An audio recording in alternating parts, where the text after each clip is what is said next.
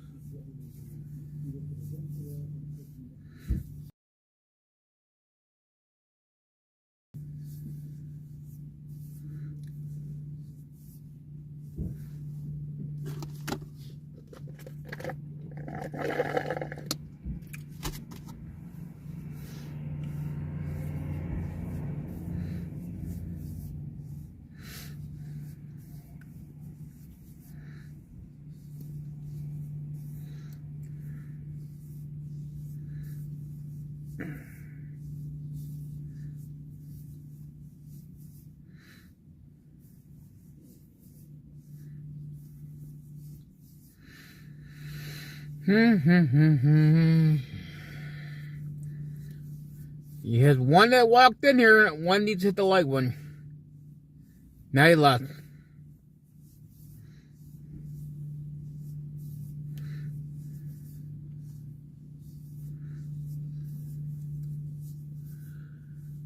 Oh boy.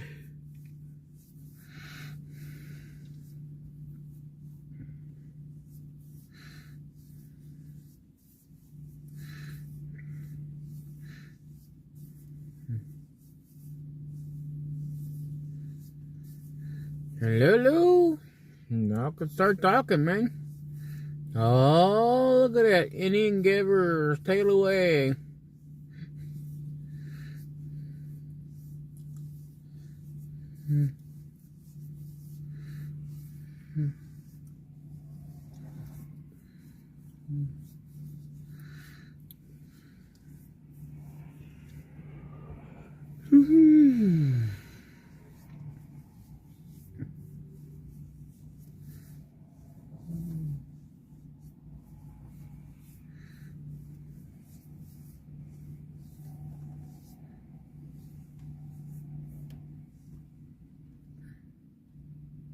Alright, we got 2 here, 2 likes. That's the way to go, man.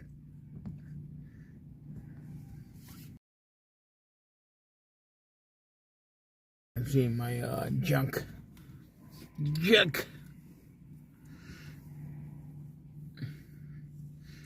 One line. One Indian giver.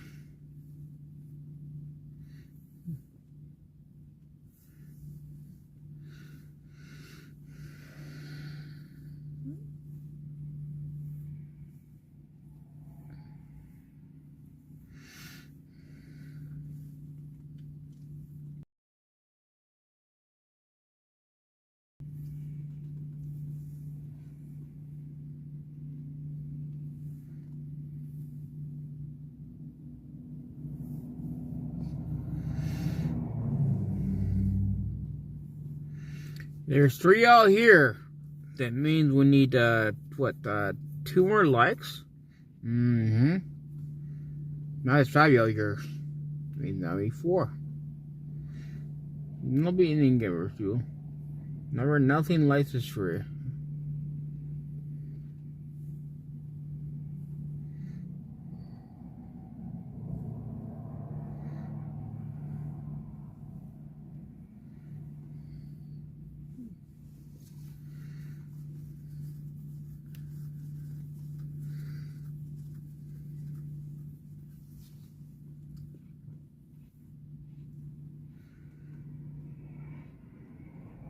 Man, he's a little nippy out this today, man. He's nippy out. I don't know.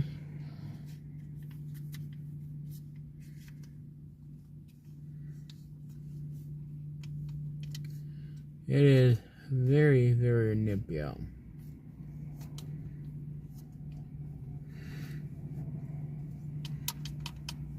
You guys all gonna start talking, man. Say something. Don't be scared.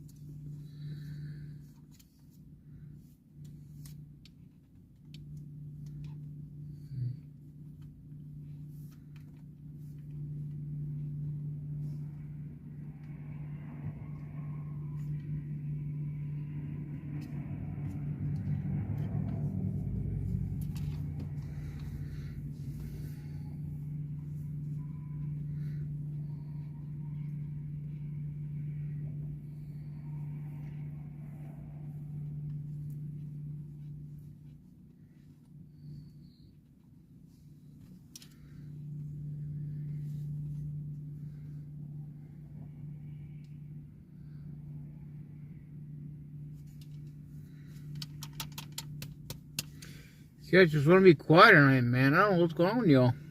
I gotta be quiet too. I'm actually very good at that.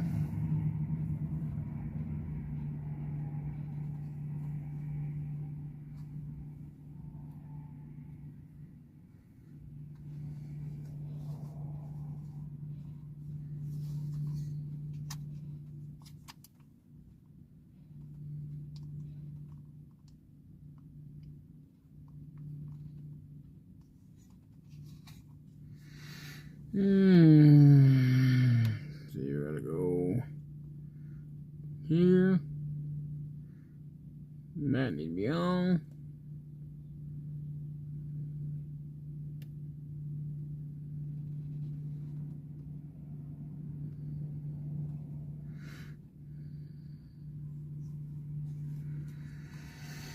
Now you can see my caps. One more.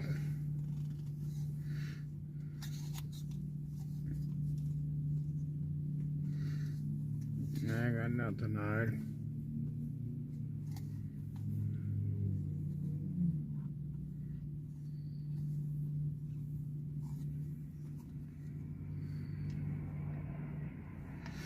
And I like you guys. You should live third, like to hide.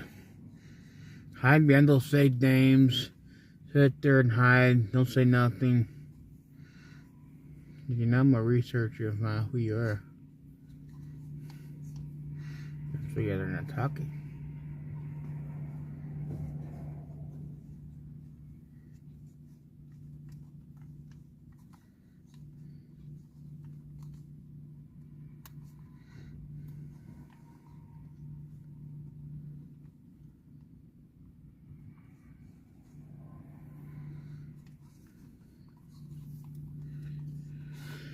Oh, a little chilly today. And plus, it's been a long day for me. Yeah, it's been a long day for me.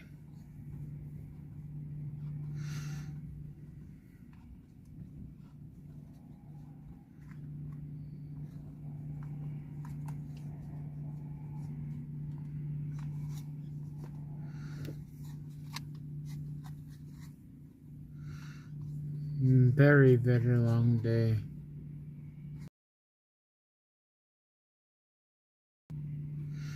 Now you guys want to be all quiet, man. I mean, we just wait for Patriots to get in here.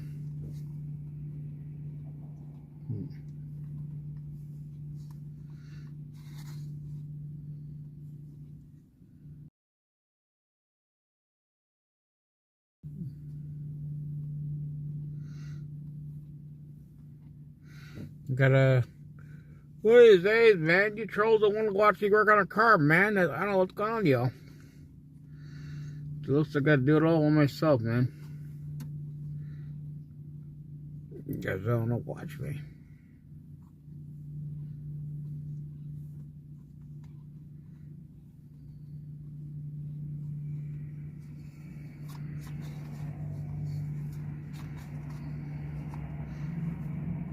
Come on, talk.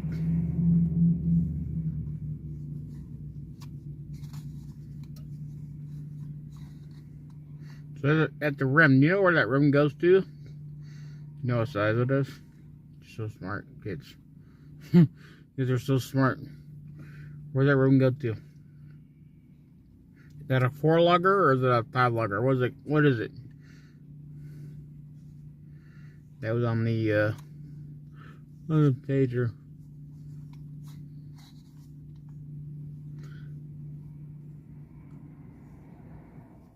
You probably guys don't know. You probably have no clue what the rim goes to.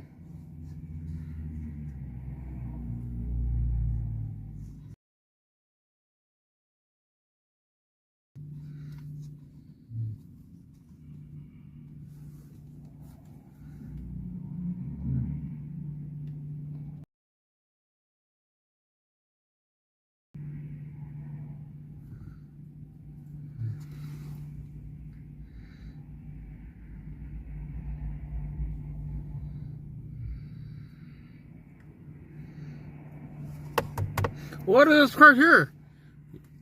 Where does this go to? So you all know. Where does this go? Tell you what this part does. What's the name of this part? Where does it go? What does it belong to? There. I should put it in the camera here. I can see.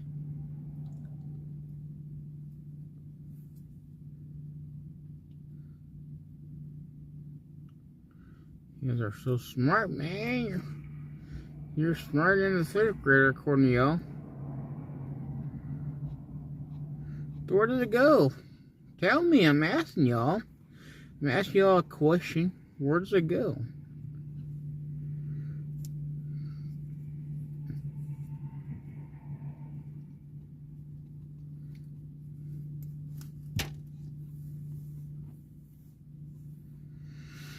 Y'all don't know shit.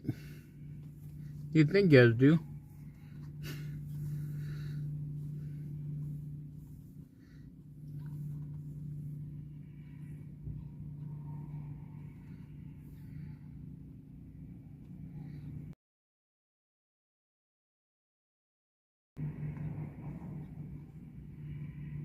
Hello there, Jericho. How you doing there, kiddo? I'm just sitting here, man. I got a good deal today. I got a good deal today, so I've been really busy, man. Really busy. What do I do with that paster? Oh, Jericho will know what it is. Jericho, come on. Teach these trolls. What do you think this is, buddy? Tell me. Tell the troll what it is. And where does it go to? Here, I take this other piece in my hand. Yeah.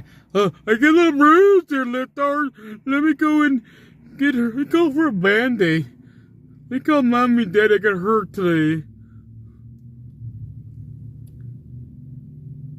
I know. I see that. Yes, I see that. He told with the airplane. You know where this goes to, Jericho. You know this call.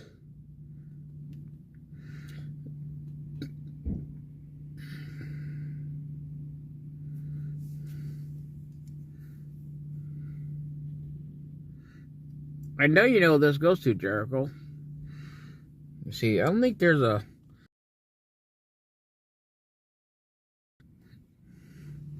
But you know what it goes to.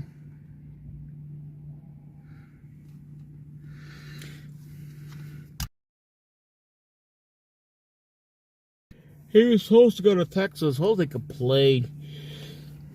I don't need to be flying. Yeah.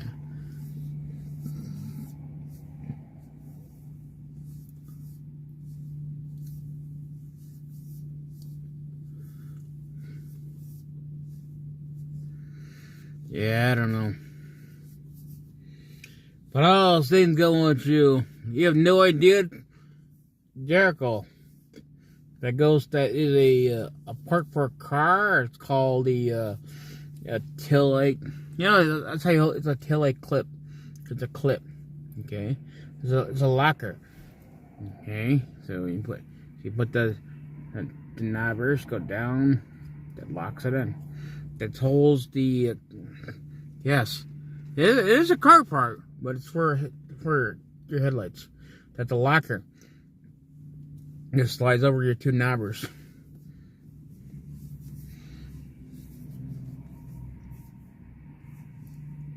Yeah, I already told you what it is now. It's been a really busy day today and yesterday, but I got a really good deal. I got a 8 foot ladder that I bought yesterday. I got a really good deal on 8 foot. Am I gonna use it? I don't know. I got it. It's not steel, so it's I really got a really good deal. If you all hear what I got it for, I got it for $20. Yeah, it's $20. They had a 6 footer and they had an 8 footer, but I have no use for an 8 footer. I could have got both, but I had no use for the big guy. That's 8 footer would work for somebody who does a lot of like kind of carpenter work, whatever. It would have been a really good deal, but so right now I got a good deal today. Another deal, a whole bunch like it's basically like hand towels. I got towels and stuff like that. I'm washing right now over in the washroom. I was gonna be out here today, so I wash all that stuff. That's what I'm doing right now. Some of the stuff I'm just gonna cut in, cut them up. And I'm going to use it for doing oil changes, like rags. I don't give a shit. I don't have no... I mean, I'm going to keep some of those towels, but not the big towels. Big towels I'm going to keep, but the hand towels, those are going to be used for, doing car stuff. Probably just cars and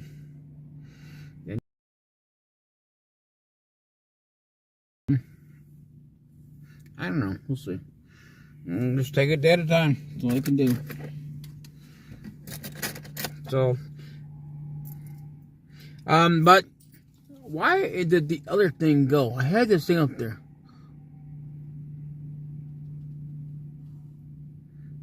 Yeah, where did that thing go?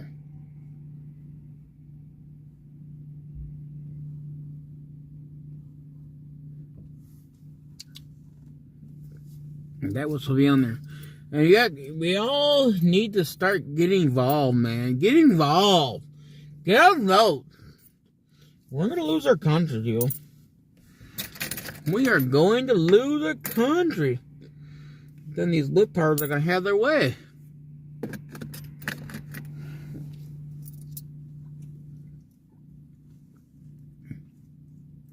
That was up there on one that went away. And my other one's not there. What? YouTuber.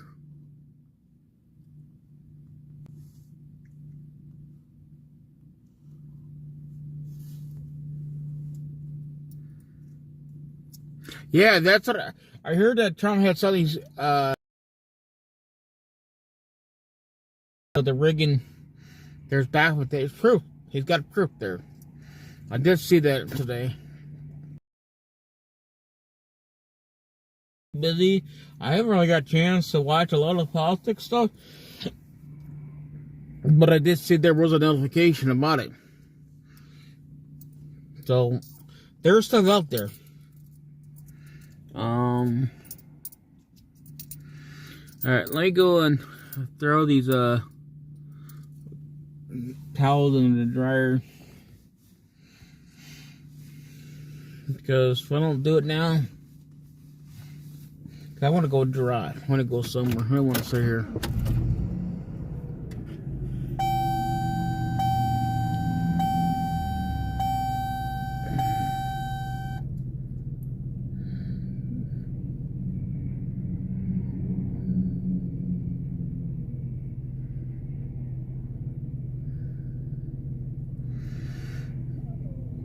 Alright, let's go get this shit done. I'm gonna go drive around.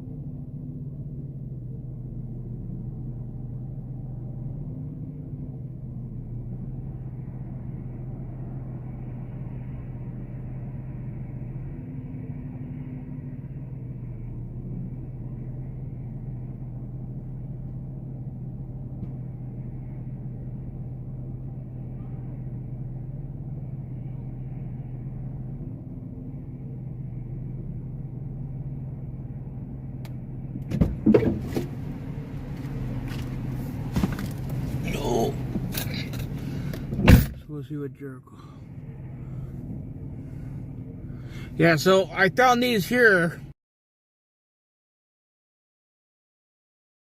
I'll turn the camera around. You guys can see what I got. Today, well, actually, this was yesterday. So I got a whole bunch of towels. I got these here. These are the Johnny Hancocks. These American. Ooh, I mean, hey, I got one here. I got this one a long time ago. Let me get it to me. And I got two American ones. But I'm gonna let them air dry. I got two of these here. They had a lot of good stuff there today that I found. I wish I had, oh yeah, truckloads? Oh boy.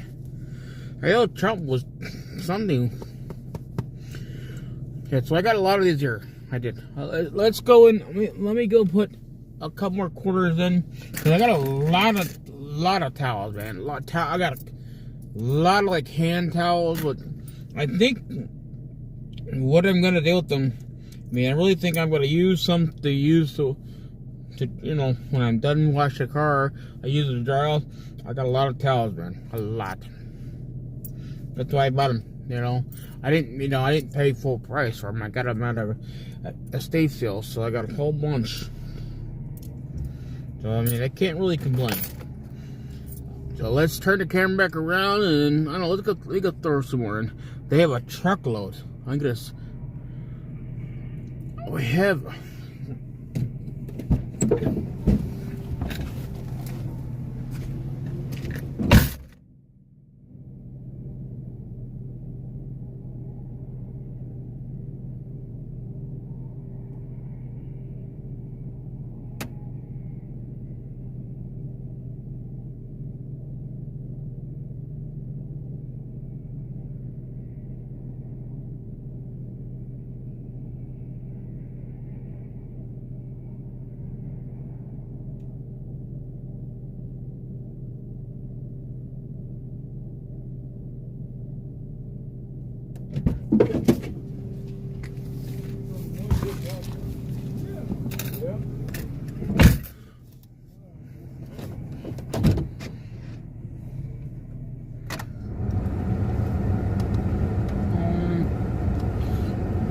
These here, these one those let the heat just naturally just dry. I don't want to put in the dryer.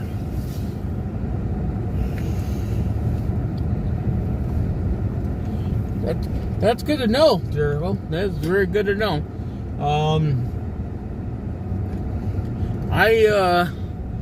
I think that this is something that they're gonna do again. They're gonna try to cheat again. Because right now, all the fake shit I have right now, I mean, it's not supposedly. Right now they're saying that the Democrat Party are winning. They're winning right now. So if we don't get on freedom, right now, according to everybody else I've been watching, they're all reporting that the Democrat Party are actually winning right now. But I wouldn't be surprised if they were out there cheating already. I don't know. Oh, but it's cold today. It is cold. Earlier today, I had help when I got all my stuff today. I would have had another good deal I could have got, but today they had a 75-inch TV with the big TV stand, like a whole thing. I got the really nice one. They wanted really pretty much nothing for it. Everyone's giving it away. Like, I think it was like $225. That's everything.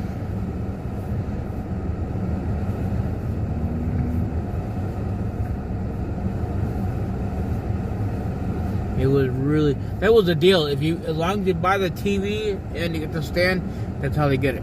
But if you buy the TV silver, then it costs more just to buy the TV just alone. So, but it's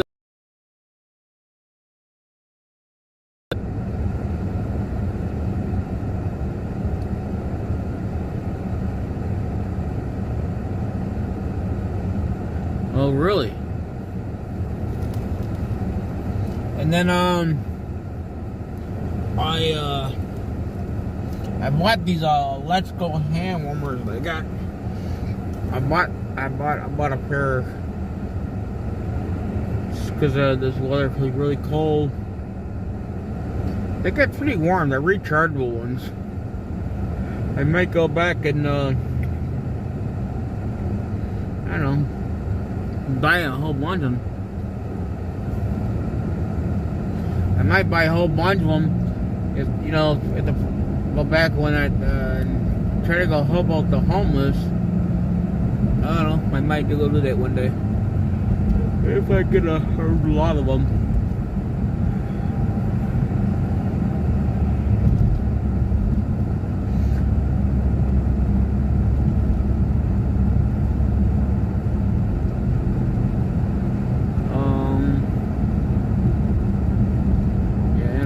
I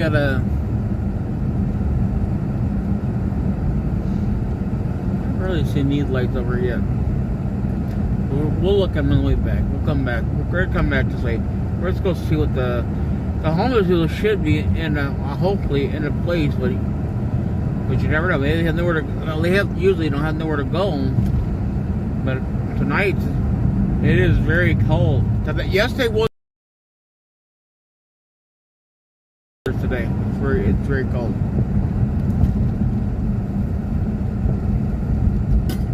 It's very, very cold.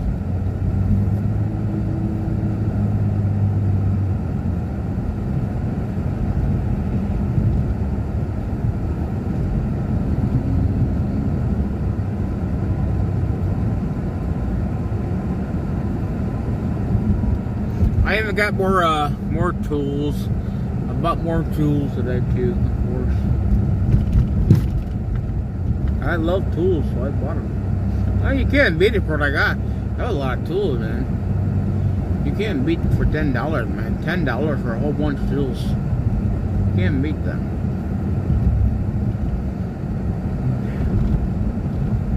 I mean, I probably have to make tools of this right now, but it's just me.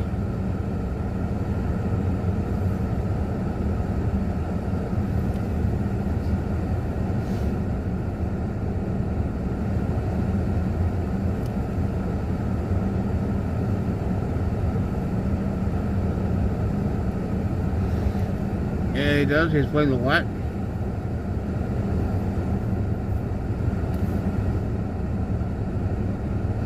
Yeah, why does it feel like the car's got a little... I already did a tune on this car, but it's still like it's got...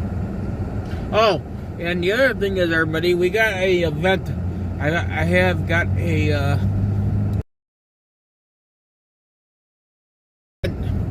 there. It's going on... this Friday. This is to get a candidate on the ballot there, so we got that on Friday. I gotta go out there and cover it, so please help out with the traveling funds, please. It's not gonna be close by. I see that Jericho has posted a link. We will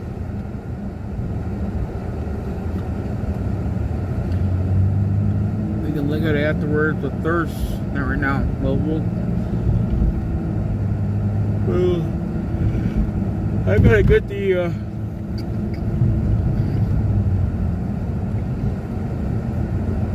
that thing all set up there.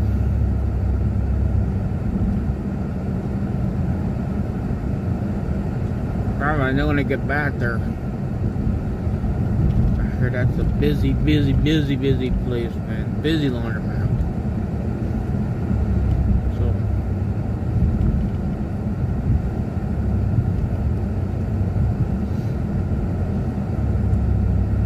yeah, Friday.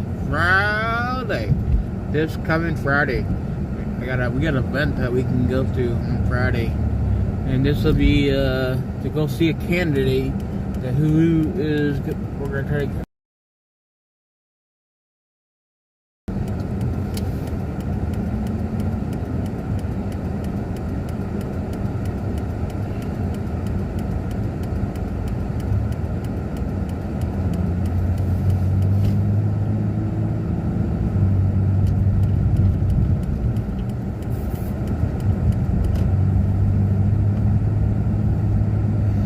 gotta look up more research on this candidate, but I gotta do that. There's something I gotta do. I gotta call the other, but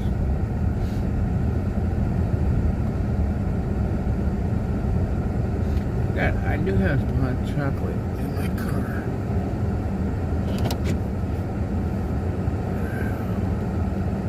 We could give them hot chocolate. Not much. Not much. Let's see. Actually, let's turn around.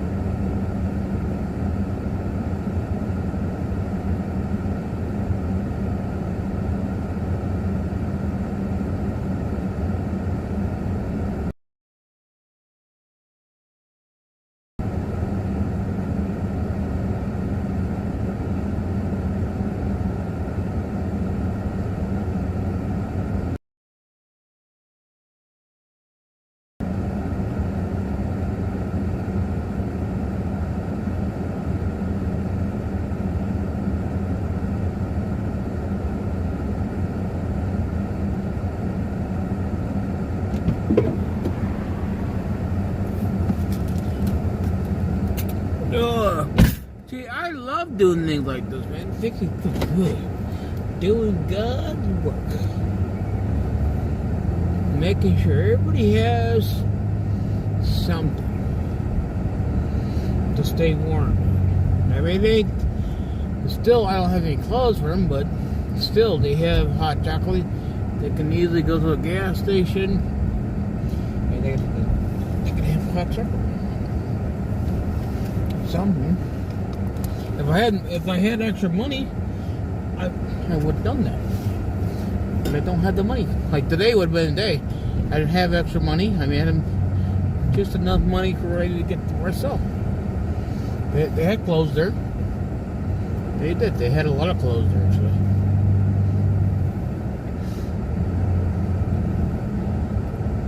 But they would have sent me. If they would have, I would have took them. I'm a big guy. I gotta lose the weight, man. But we're gonna check out this that link that Jericho has posted. But we first got to get to the location, and I want to get back up there. And I want to go see the lights real quick, and then we'll go by there and watch. You guys understand, I have a lot of videos that we can watch. We got a lot of stuff. But everybody's got to get out, man. Everybody's got to get out and vote. Vote, vote, vote. If you don't, though, people, kiss your country goodbye. Your freedom is on the line, everybody. Your freedom. Our freedom. Come on, dude, turn. I could have gone 20 years ago.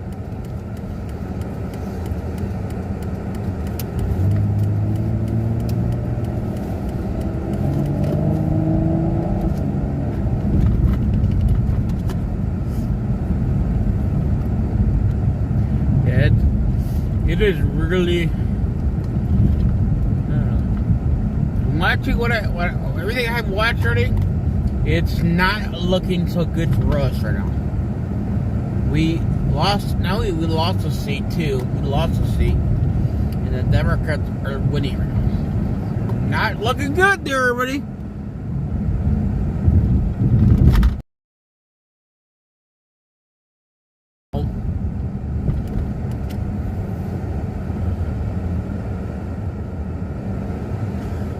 Yep, this is what happens. And no one wants to get involved. Everybody wants to sit around, hold their hands, and wait for miracles to happen. And we're losing our country. We're losing our country. We're losing our freedom again. But you know, things could change. It could change. But you gotta vote. Got to get out and vote, man.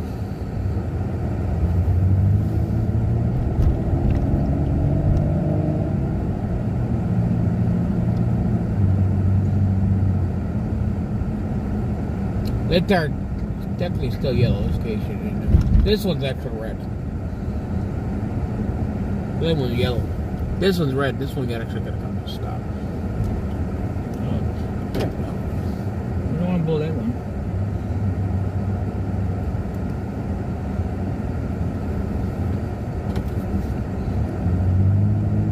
Man, want to blow the lights there? Come on, dude, get over. Now you stand right there.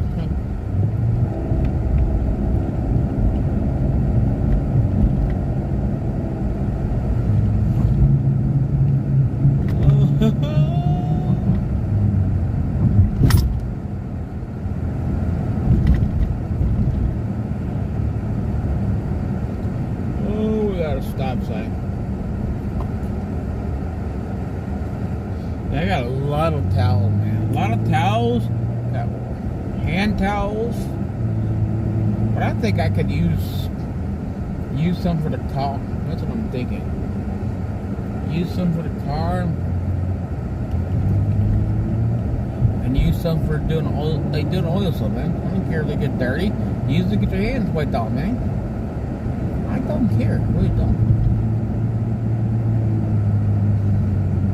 I'm gonna cut them up.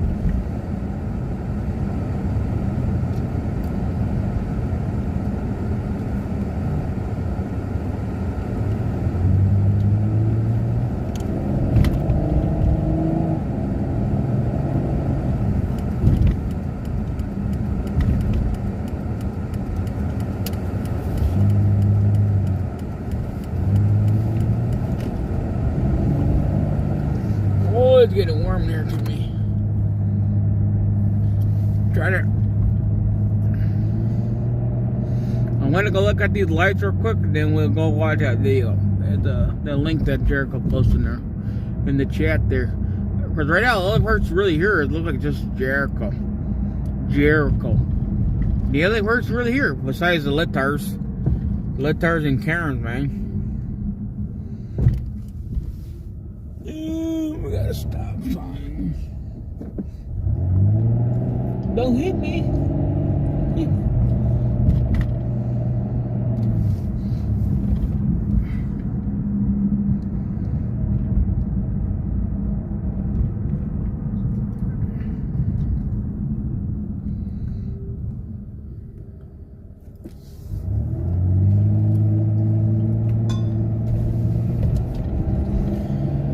Oh, man, look at these roads. What's the deal with all these bumps everywhere? I think it's time for doing some work on there.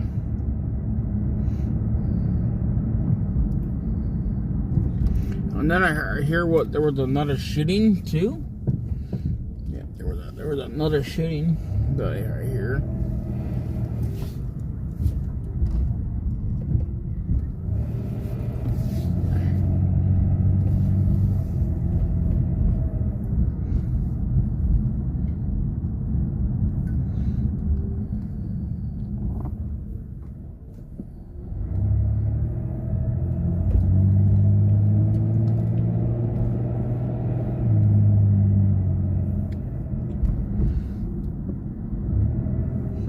Big tree there. At least the college kids got that decorated. That's good. Yeah, Friday. I gotta look up remember what time it was. I don't remember. I gotta look at the paperwork. But I got just somebody has texted me.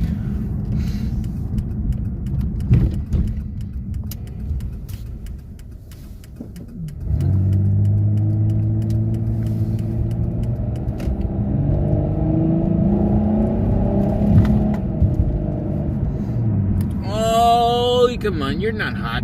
It can't be hot. How can it be hot?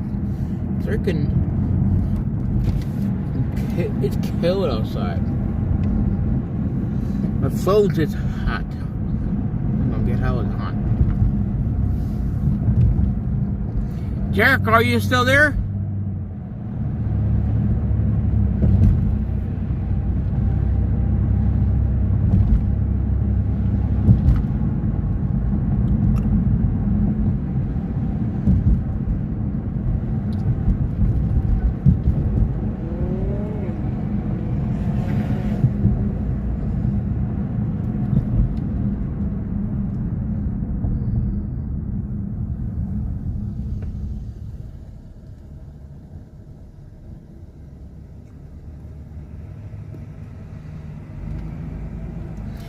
Jericho, are you there? Are you still there?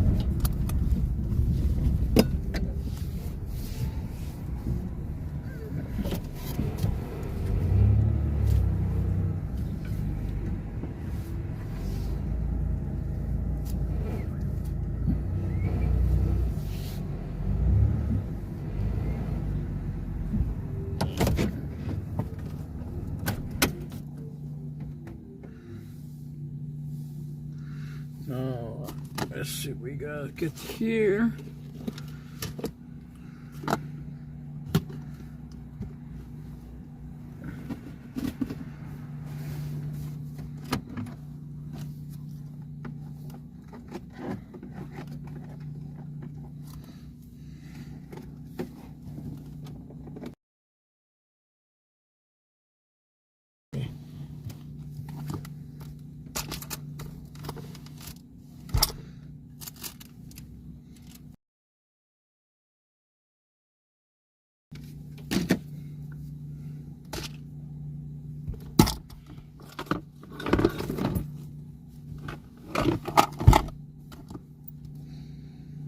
I gotta find the other phone.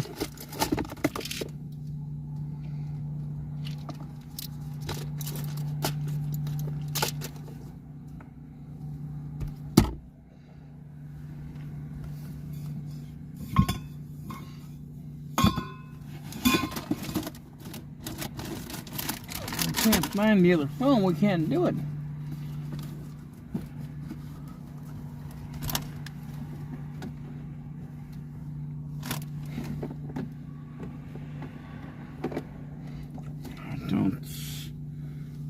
Don't feel it. Maybe I can't do it today. Looks like I don't know, because I can't. Oh, there we go. I found it. I found it. Who's here?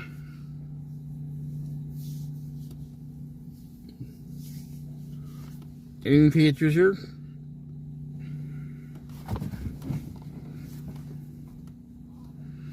Okay, we gotta get this here.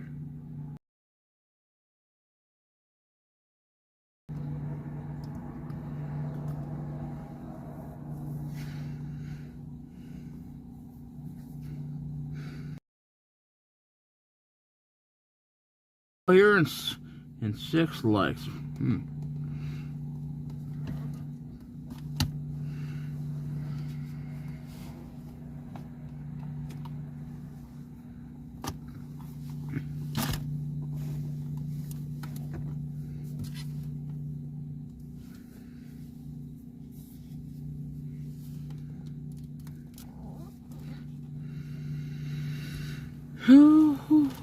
See, we got to get. Jack, are you here?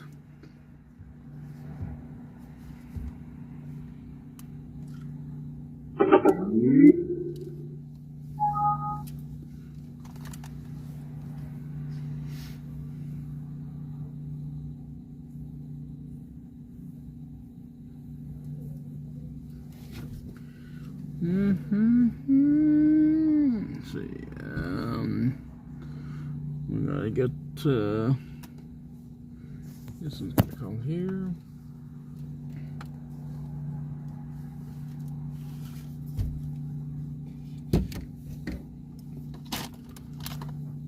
Okay.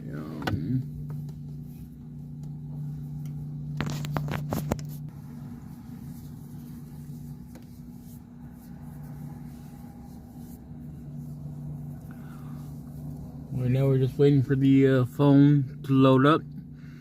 Everything's up here. Hold on. Okay.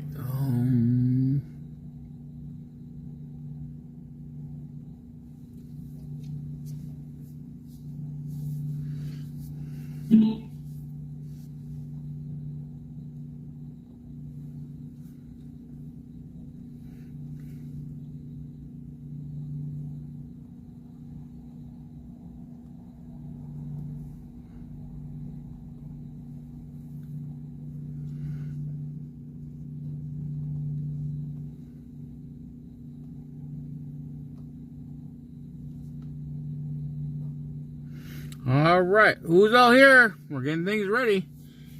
We're almost there.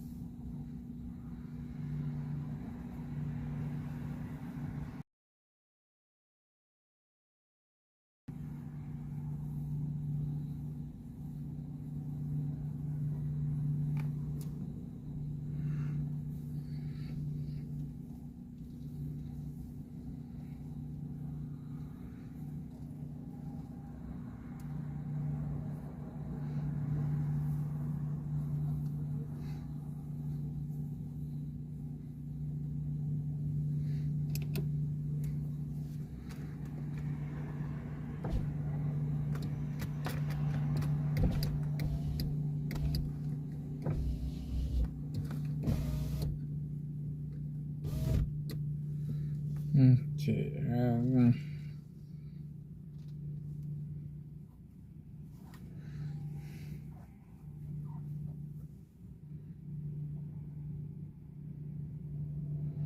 Yes. This is right. It's gotta be this one here. That's the one I stick. I recently purchased the most popular glucose meter online and decided to test it with you. If you have diabetes, If you got diabetes,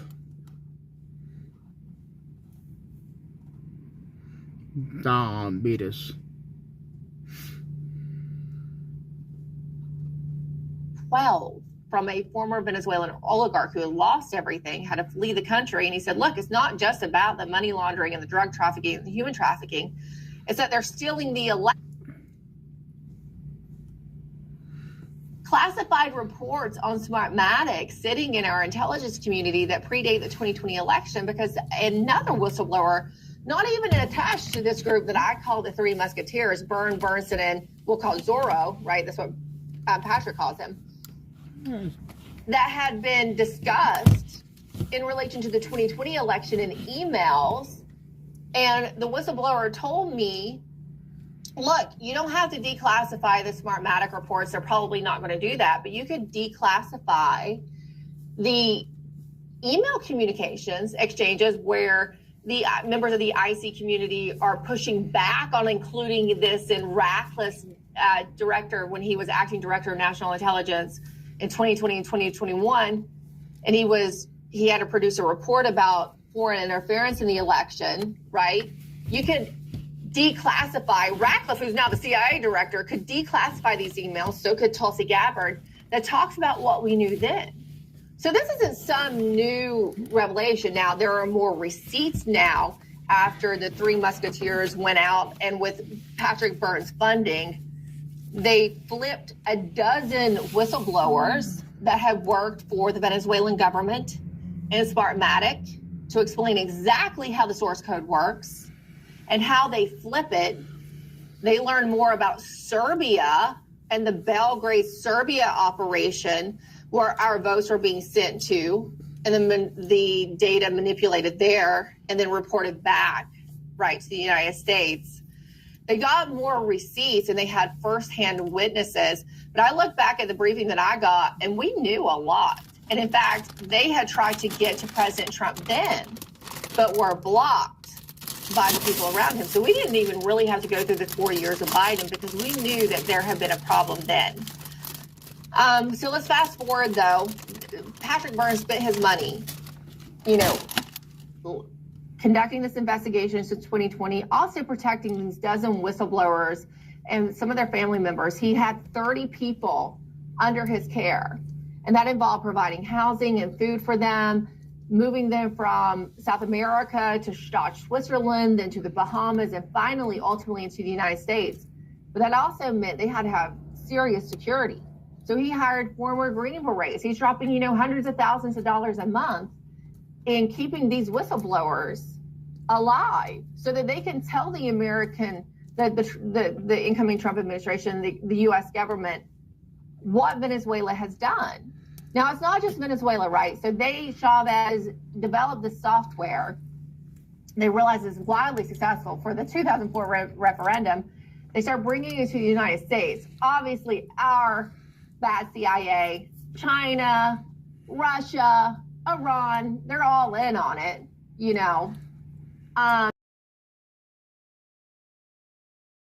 In the Doge findings, he knew to go look in Doge because of these investigators for U.S. taxpayer money, putting this software in Bulgaria, in the Philippines, about which now we have an official federal case against Smartmatic for bribery in the Philippines, in Ukraine, in multiple countries.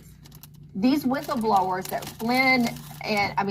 that Byrne and Bernson recruited told General Michael Flynn in Switzerland, when he went to see them prior to the 2024 election in the summer, July, that they'd been doing this for 20 years and flipped results in 72 countries, manipulated results in 72 countries. So that's where we sat prior to the 2024 election. Now, in October 2024, Zorro was able to brief Susie Wiles and then Elon Musk and then a wider team at Mar-a-Lago, thanks to two key figures, one being Senator Mark Wayne Mullen, who has now basically went and confirmed this on Benny Johnson's show, right? Yes. Publicly. And a former Senator David Perdue, who is now, remember, he lost his Senate runoff in 2021, January 2021, right after the 2020 even though he was skeptical about the 2020 presidential results. Once it was stolen from him, his Senate seat was stolen from him in 2020. And we've had, communication.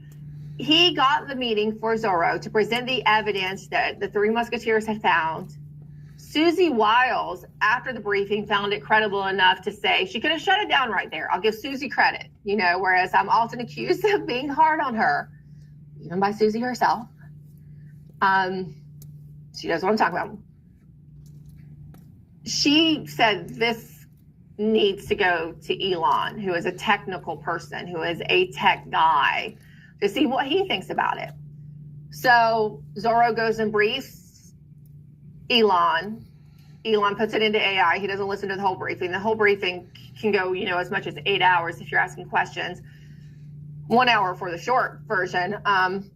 Elon puts it into his AI program, produces a one sheet, looks at the summary and says, expletive, this is real. Gets on the phone to Susie, says, we've got a problem here. We're effed. He flies to Pennsylvania the next day, October 17, 2024, where he does this 2-hour town hall where he talks specifically about Dominion voting systems and how our elections are rigged. Remember that? It shocked a lot of people. That's because he just gotten this briefing the day before. Okay. And they proceeded to talk about what they were going to, how they didn't know how you could combat it. They knew that they could do it, but they didn't know how you shut it down. And that's where I'm told Senator Mullen came to the rescue again. That's where it gets a little bit murky. There's a team of DOD contractors who, based on existing executive orders and law, when there's a cybersecurity threat to the U.S., has the authority to combat it, shut down the power, all connectivity to the Belgrade, Serbia office for 3 days, including the day before the election, and the flip doesn't happen. Trump is able to win the 2024 presidential election. That's what happened in 2024.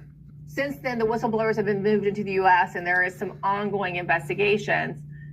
But what has really struck me, Stephen, and like I said, I've been covering this now for 5+ years, including starting on the day of the 2020 election.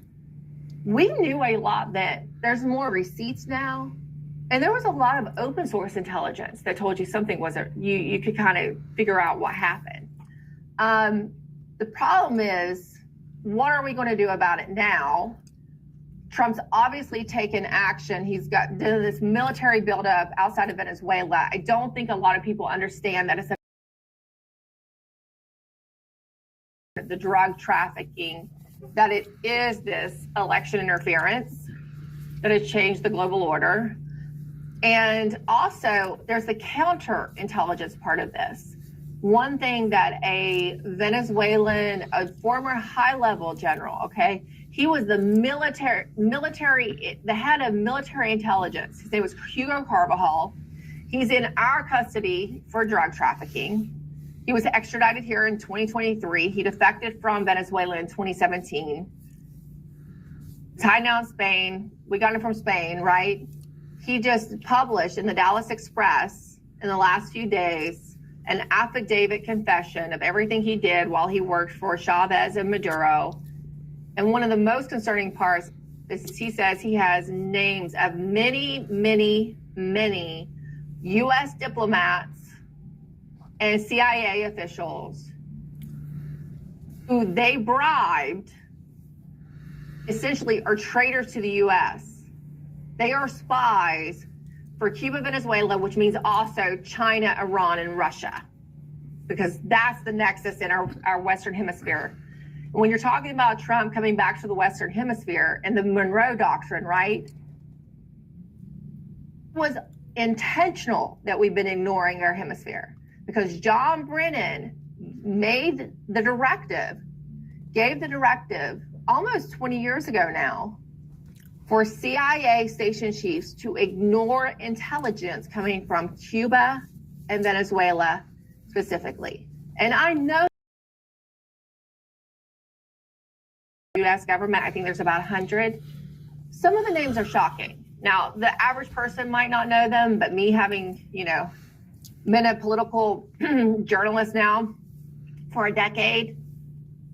Very high level. It's very influential people. And it's not just Democrats. Okay. Let me ask you about the Carvalho, because this is the newest information that I've read that's public, right? I mean, he's in the United States. This is a huge risk for him. Former very high up in the military, and he's coming out like with this letter to President Trump saying, you know, we've been rigging your elections. You guys have been infiltrated. And then last week I read that Cuba contacted the White House or whatever the chain of command is saying, hey, what's the plan for taking over Venezuela? So like a lot of people know something's about to go down. We took over Maduro's airplane. Then we put a $25 million bounty on him, then a $50 million bounty. Now we've got this massive buildup in the Caribbean.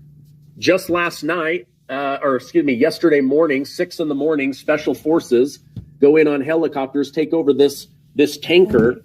So a lot is going on, but even most members of Congress are like, why are we doing anything against Venezuela? Like they're very confused. It feels like President Trump's keeping on all that.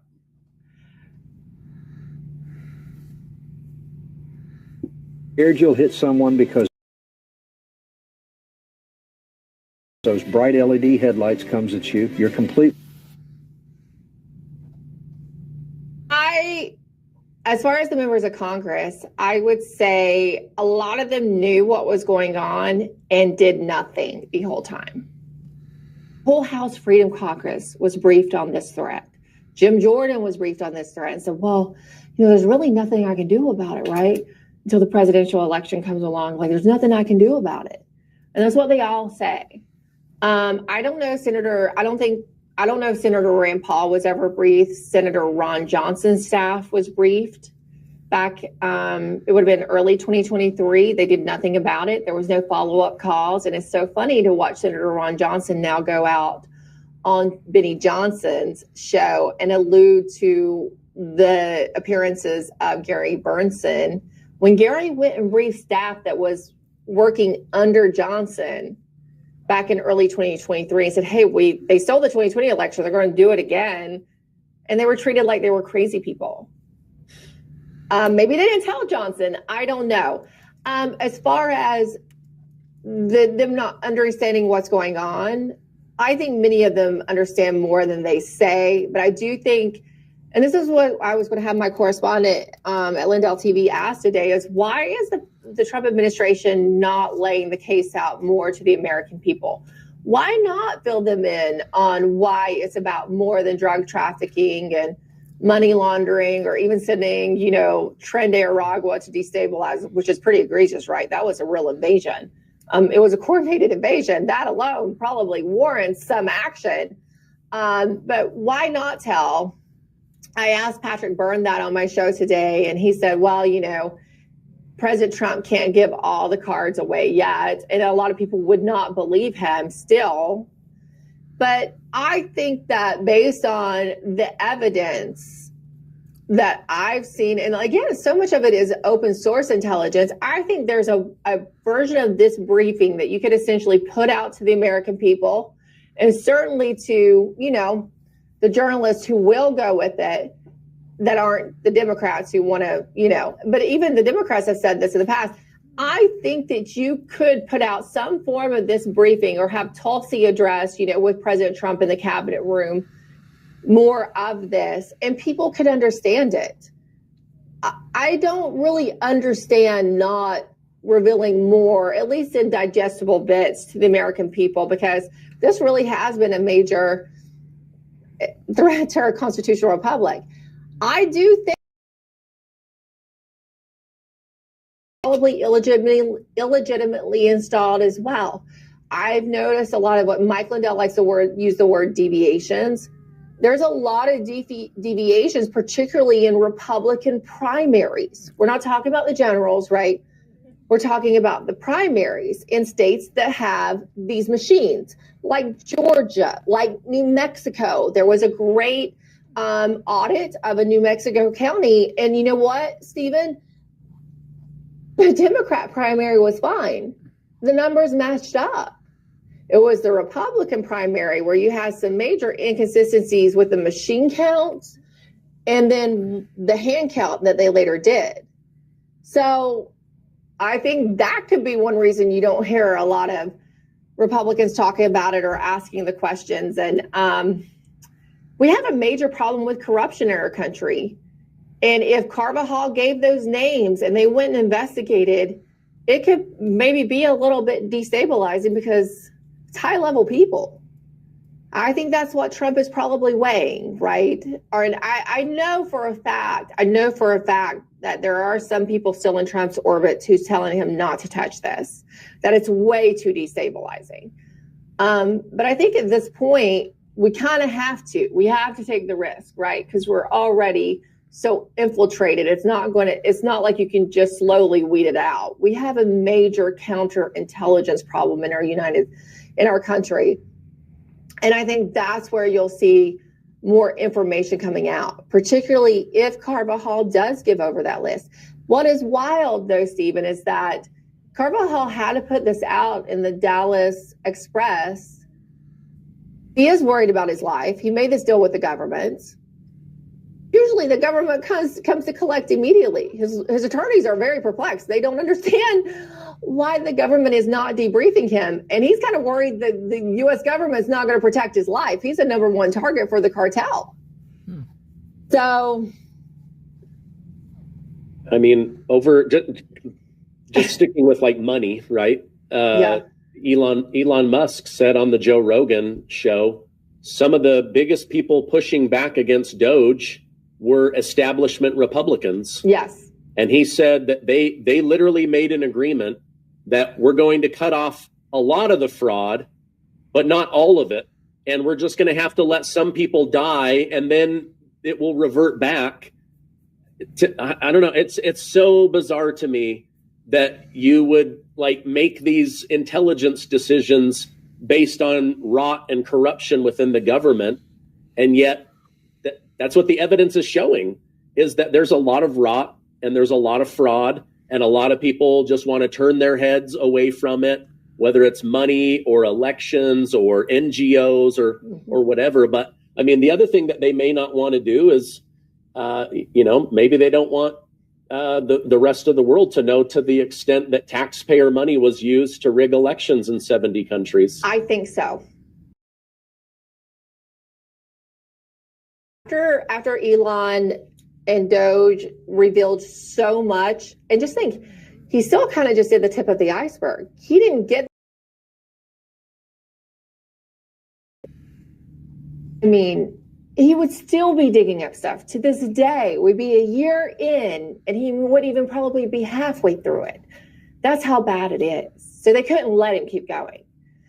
I heard from many different government officials in other countries, and they were applauding Elon. They said, we've been trying to get attention to this for years, how much U.S. money is coming through USAID to destabilize our countries and create color revolutions in our countries.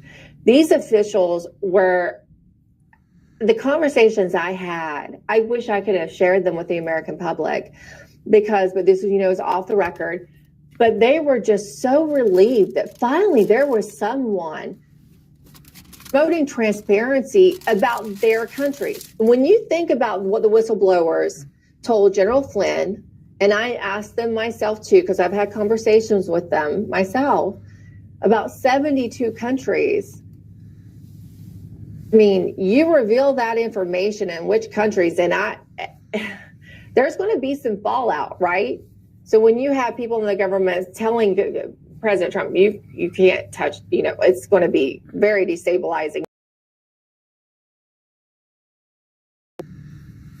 I think that's a lot what is going on. We've been messing around so much. And I think there's a party that were probably former military intelligence, right, who know what we've done in other countries. And when they were watching and seeing 2020, They immediately knew what was going on because we've done it in other countries.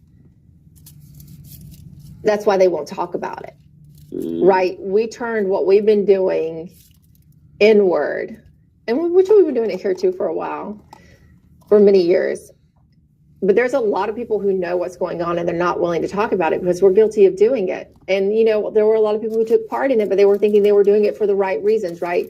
We're promoting democracy, though we're kind of fixing this election and we're putting our thumb on the scale for this country. Ultimately, it's going to be better for the people of the country. So they thought they were doing it for the right reasons. But now, in hindsight, you look and... Let me ask you this. When Trump was first coming in, he said, hey, we've got all this information that we're going to release to the American public. And then his lawyers shut it down. And then he went quiet for a while. And then in the last couple months, he's been talking about election rigging again. Mm-hmm. And then all of a sudden, out of nowhere, we're going every gun we've got. Understand the American people don't understand. And I've been trying to cover this and people are like, why are we spending $100 million a day putting pressure on Venezuela? It can't all be about oil, or else they would just go take the oil, right? Yeah, because we could. Mm-hmm. Yeah. So has been briefed. Susie Weil, President Trump, I'm assuming other big names. Ratcliffe knows all about it, but he's kind of part of covering it up, it seems like. But yeah. I'm just wondering, though, if they just kind of similar with the Elon fraud, go, okay, we're not going to talk about that anymore, but there's no more cheating going forward. But we are going to reveal what happened in the 2020 election. No, there's actually a major push in the White House and of course, in the intelligence community, because we still have a lot of the people who were employed in the 2020 who knew what was going on, and then, made sure that Ratcliffe didn't reveal the foreign interference in 2021. They're still employed, and Ratcliffe is still listening to them, which is insane. That's what one whistleblower called me about this week. He's like, look, I like Ratcliffe. He went to bat for me when I wrote The Dissent in 2021. But he's like, he's still listening to these people about who to hire, and he's not firing them. And they're also saying now, don't talk about 2020, right? They're saying that to Tulsi Gabbard. She's getting pushback. There's some people still in the Trump White House who's saying, let's move on. We can deal with the cheating, but let's not talk. But you can't do that without talking about 2020. People have prior, you're opening Pandora's box. But at this point, if we're going to regain our constitutional republic and actually get to real voting, you're going to have to do that. Like I said, when I asked the whistleblowers about Obama, I said, he did come out of nowhere, and a lot of people were confused by that. Did y'all rig the election for him? The kind of the lead whistleblower who had worked for the Venezuelan government said that he had been sent to the United States to help with that. He'd been sent to Illinois. He said, we just had to rig the first few primaries to create some grassroots effort for him because nobody knew him. And he said, what I was told by the government in Venezuela was we need this black guy to win in America. And that's literally what they told him. We need this black guy to win in America. It's good for us. He's our guy. And he said, all we had to do was just fix a few of the initial primaries to make him, more popular than Hillary. And then he said it just took off from there. They didn't have to do too much after that. But this was also early on, right? Our own government has put this software into other countries since, dozens of other countries across the globe. And then we saw what happened in 2020. Now, how many have they rigged here in the U.S.? How many primaries? Like I said, for Obama, it was the primary that was key. I think that's what is going on a lot for Republicans as well, based on some of the data that I've seen over the years in different states. So you have to talk about the prior elections and what happened in order to stop it in 2026. Then now there's this push to keep the machines. So I've even seen some of my own reporting, Stephen, taken. So that thread I done, right? And put out there, I've seen it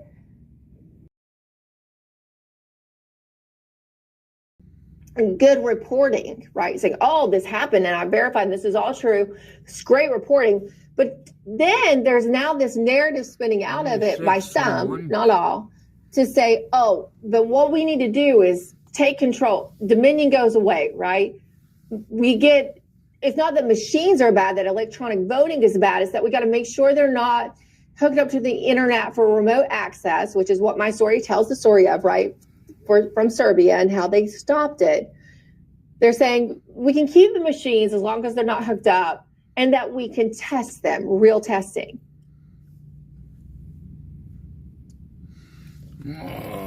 This is actually the biggest thing they've done to protect American seniors from the migrant crisis. Here's how it works. I'll be right back. I gotta go check on those stuff. Any person who understands how these systems work, that is total BS. They will always be able to be accessed. They can have a modem so tiny you would not know, right? And then there's also the USB keys you can stick in them, and you're moving data from them to computers. And so it just doesn't. I am worried that even the right has been so infiltrated, and even though those people who say, oh well, Trump, it was stolen from Trump, but we have to. The electronic voting is fine, and part of this rebrand to Liberty. And there are Liberty is who took over Dominion. Correct. The guy's name is Scott Lennon-Decker. He previously owned No Inc., which is a poll pad. Well, he still does. I mean, they're just now folding it all into one, is how we understand it. And so it was a poll pad system. Just yesterday in the state of Georgia, the state election board meeting, they were talking about No Inc., and a local official says, oh, well, No Inc. remotely wiped the poll pads like it was a good thing. And then one of the board members who's, more aligned with the freedom movement says, wait, you mean there's remote access to the poll pads? And the official realized she kind of stepped in it. She's like, well, yes, but these were just practice poll pads, and they weren't. And Clay Parikh, who is a well-known, and he's worked with the government on this issue, it's like there's no such thing as a practice poll pad. And if they have remote access, they have remote access. So this is coming from the company of the guy who now owns Dominion. And then in filings in court, recent filings in court cases and the defamation lawsuits filed by Dominion, it's kind of unclear as to if Dominion really closed or if Lennon-Decker just filed for a name change. And this is coming up because of the discovery dispute, right? Because in these cases that have been going on for years now, there was lots of discovery. And there's lots of evidence that has been found that hasn't been presented to the public. Now Dominion is asking for that evidence to be destroyed or taken offline from the discovery databases so that the defendants no longer have access to it.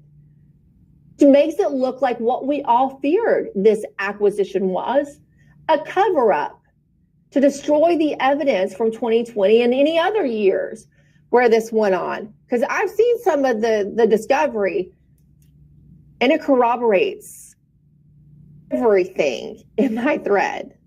Wow. Have you... And more. So I read your thread. It was very long. I'll put a link to it down below so that people can follow. Very thorough, very well researched. Do you believe anyone high up in the government read that or was briefed on it and it was new to them? Or do you think they go, oh, shoot, the cat's out of the bag. She just, publicly laid everything out about the rigged elections? Well, it's a little bit scary. But I literally have people calling me from ODNI to ask me questions to help clarify for them. I don't think that's a good thing. I think it's a little bit scary.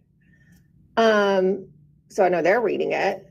I've had I've had calls from the government asking if I can put them in touch with, certain sources on certain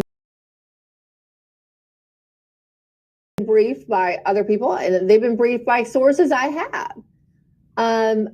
Was told that the White House was watching it very closely, and they were literally, every time one came out, it was being sent around. They've been briefed on a lot of this. I don't think they've been briefed on everything. So maybe some pieces were new to certain people. Now to President Trump, who I'm told is also reading this thread, I think he knew most of it. You know, he's been briefed by several different people, or at least informed to certain aspects. So I think he knew most of it.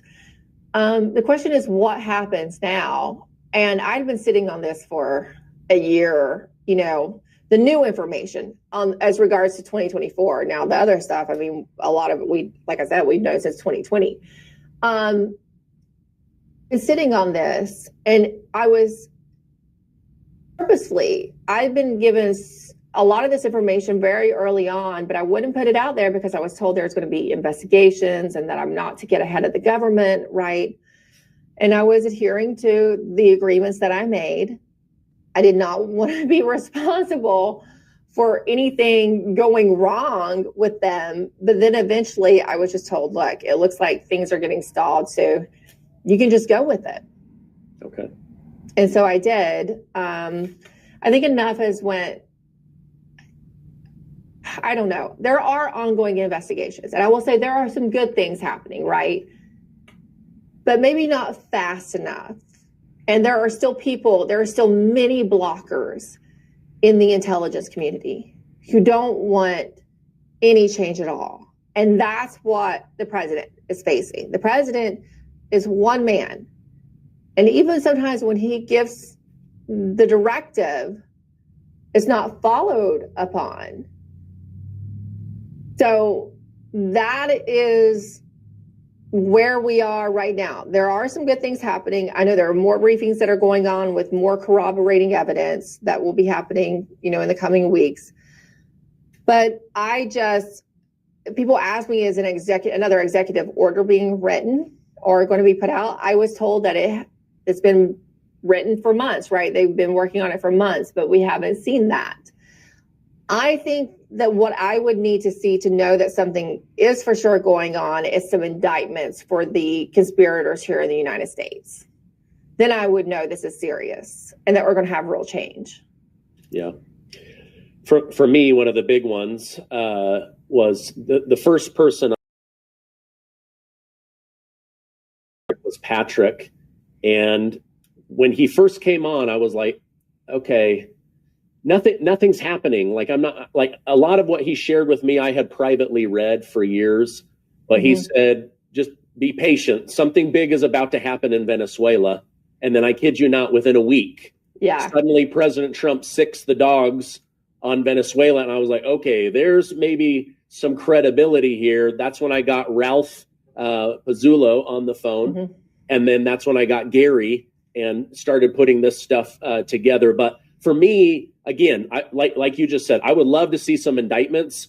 This Carullo guy from Venezuela saying, hey, I'm willing to come forward and share information. And then this buildup in Venezuela, that tells me something big is And there's a second letter, too, a second affidavit from an Alcala that just came out the day before yesterday in the Dallas Express as well. This is another former high-level general, high-level military official out of Venezuela who had since defected.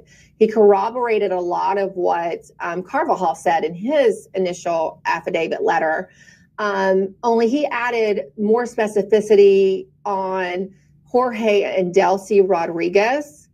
I don't know if you saw the fluff piece from the New York Times about the current vice president of Venezuela, Delcy Rodriguez. And even some on the right think, well, she's not taking CIA money. Maybe she is the right person to put in place. There's a push, even here in the United States, to let her take over the Maduro regime. She's the current vice president, so she's obviously going along with all these policies. But what people don't understand, which the latest former Venezuelan official put in his letter, is that Jorge and Delcy, if you will, of Cartel del Sol, also they are part of the founding group of Smartmatic. President under Hugo Chavez in 2004 when the referendum came about, and it was actually Rodriguez that Chavez put in charge of the development of Smartmatic. So he oversaw it at the government level. So that's what he has to. I will also add, though I'm not going to tell you any names, the Rodriguez's has some very, very close alliances with big Republican donors here in the United States. Okay, we'll leave it at that. I've been a little bit shocked that Elon Musk has stayed quiet on this. But then again, they tried to burn down his Tesla dealerships. They were throwing bricks and Molotov cocktails. And maybe he's just like, hey, if you're not going to go after the money fraud, you're not going to go after the election fraud. I think that's it. And I do think, I don't know this for a fact, but I would suspect that one of Benny Johnson's sources that he called up when he was, looking at my thread, and he said, this is fascinating. Is it real? And then he started calling people he knew who confirmed it to him. I think one of them was probably Elon Musk, because he gave a lot of more Elon Musk color and detail with Dana White. And also when Benny tells the story, Elon has an augmented role in the story. I have collected from everyone else. So I think Elon's letting maybe some people like Benny Johnson confirm and tell the story for him. But I think you're right. I think he's a little bit, I think Elon got a little burned from his Doge efforts, right? And so he's probably just playing it a little safe right now until he sees which way the winds actually blow. Yeah. Maybe he's waiting for Congress to have the courage to quit sending $40 million a week to the Taliban. Like, we can't even get that shut down. We're not going to stop $45 million. Yeah, we're not going to stop election rigging. We're not going to stop the fraud. I mean, and then look, we just installed a former Al-Qaeda operative as the president of Syria. I mean, we did that, let's be honest. Yeah. Al-Jalani rebranded him, put him in a suit, shaved him up a little bit, and gave him a new name. And are shoving him down people's throats. So I can understand where you might not want to. Yeah. Number one reason why our food goes bad is because they aren't stored in airtight containers like this. Whether it's veggies or grains, give those store-bought bags a squeeze, and you'll usually find they're missing an airtight seal. So bacteria grows easily, moisture gets in, and our food turns bad fast. But check this out. It's called the Plateful Jar Vacuum Sealer. Stick it on top of any regular or wide-mouth mason jar, and it sucks the oxygen right out, creating a perfect airtight seal in seconds. Not only is this 100% effective at keeping bugs and moisture out of your food, it also keeps your food fresh until you break the seal. The best part is you can open and reseal with the same lid super easily if you want to take something out. It works with any size mason jar you already have lying around the house. I love using it to keep my leafy greens and berries extra fresh in the fridge. They go bad way too quickly if you just leave them in the bags they came in. That's why smart bulk buyers choose the Plateful Jar Vacuum Sealer instead of continuing to waste money on spoiled groceries. And today you can get it on sale for 60% off.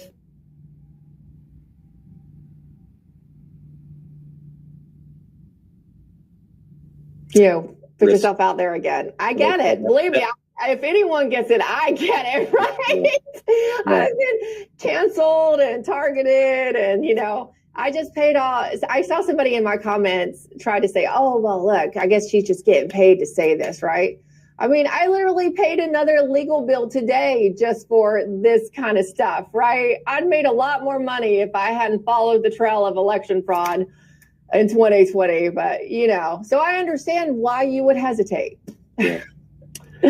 Well, this is still a developing story. I think it's one of the biggest stories of maybe the last 100 years, which is why I'm trying to get a spotlight on it. I'm hoping that the White House, again, I see them taking action.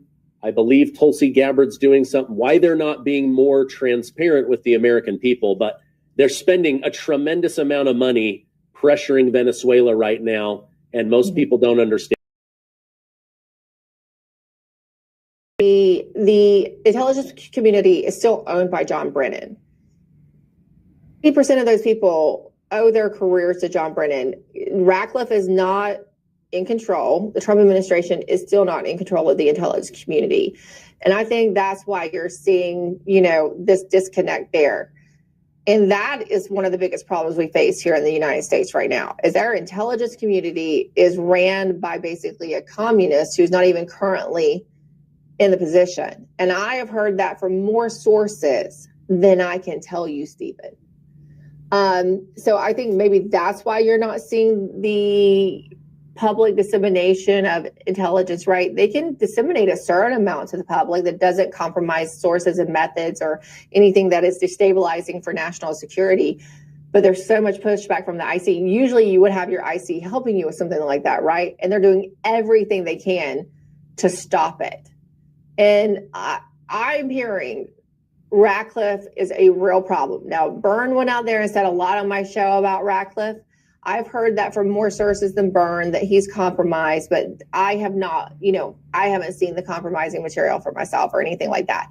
I know Lara Logan has said that for years, and she doesn't say things like that usually unless she knows, so Lara put Ratcliffe as the head of the CIA. I remember when it was announced that he would, Lara immediately said, this is a problem. This is not good. He is compromised. And so Byrne said that. So that's one of our problems with getting this information, I think, to the American people. All right. Well, we'll have you on as more information broke. I didn't know about that second letter, so I'm going to dig into that when we get off. But Emerald, if people want to follow you online, where can I point them towards? You can follow me on X, of course, where I'm the feistiest, X at Emerald Robinson. Also, I put a lot of this, and if you go back, if you want to understand background for this, I would point you to my Substack at emerald.tv. It's just the URL, emerald.tv, because I've been writing about this for years, and it'll give you a good primer and background on what you're seeing now. So you can just search for election fraud, Venezuela in the archive. So that you can read, and I've included all these links, and there's lots of links to videos of people talking about this over the years. So if you want to get the background on it and do a deep dive, that's the best place to go to. And of course, you can watch me every day on LindellTV.com, download the app on Roku or whatever device you have. We're on everything, the Lindell TV app, or watch us at LindellTV.com. I'm on every day live from noon to 1 Eastern, and you can catch the encore at 8 p.m. Eastern. Okay, great. Well, thank you very much for coming on. I hope you have a great rest of your day. You too. Bye.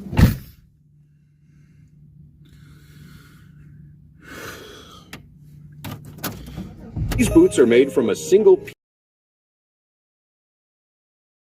to last. The leather is pretty special. Small scratch. Come on. Oh, you gotta go back to. Oh, I got more. Hold on. Hold on. Let's go. Come on, thing. Yeah, I'm trying to multitask here and try to get a lot done today.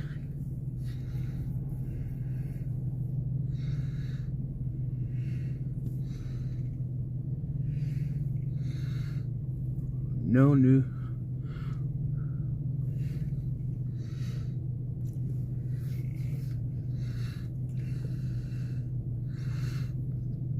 Does Jericho have another one?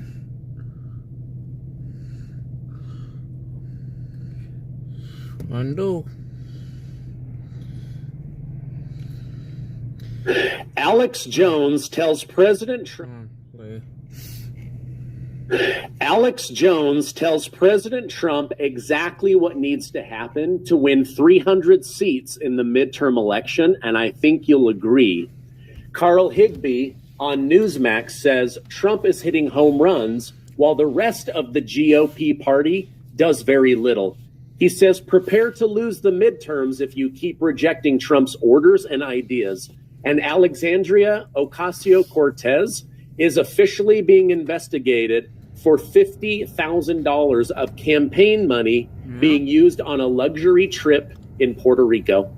Thank you guys so much for liking and sharing these videos. If you enjoy getting the truth, please consider subscribing to the channel. Let's go ahead and jump into the news tonight. Congresswoman Alexandria Ocasio-Cortez under scrutiny after FEC filings show her campaign spending nearly $50,000 in Puerto Rico on hotels, meals, and a venue rental at the arena where she was seen dancing it up during a Bad Bunny concert. Correspondent Sarah Williamson has the very latest for us. Sarah. Hey, Lydia, look, you're allowed to have fun, but on campaign money, I'm not so sure about. It's not exactly the best look because these newly filed federal records show that AOC's campaign spent nearly $50,000 in Puerto Rico over just a few months, fueling criticism, of course, of a lawmaker who has built her entire brand railing against wealth, privilege, elites, and excess.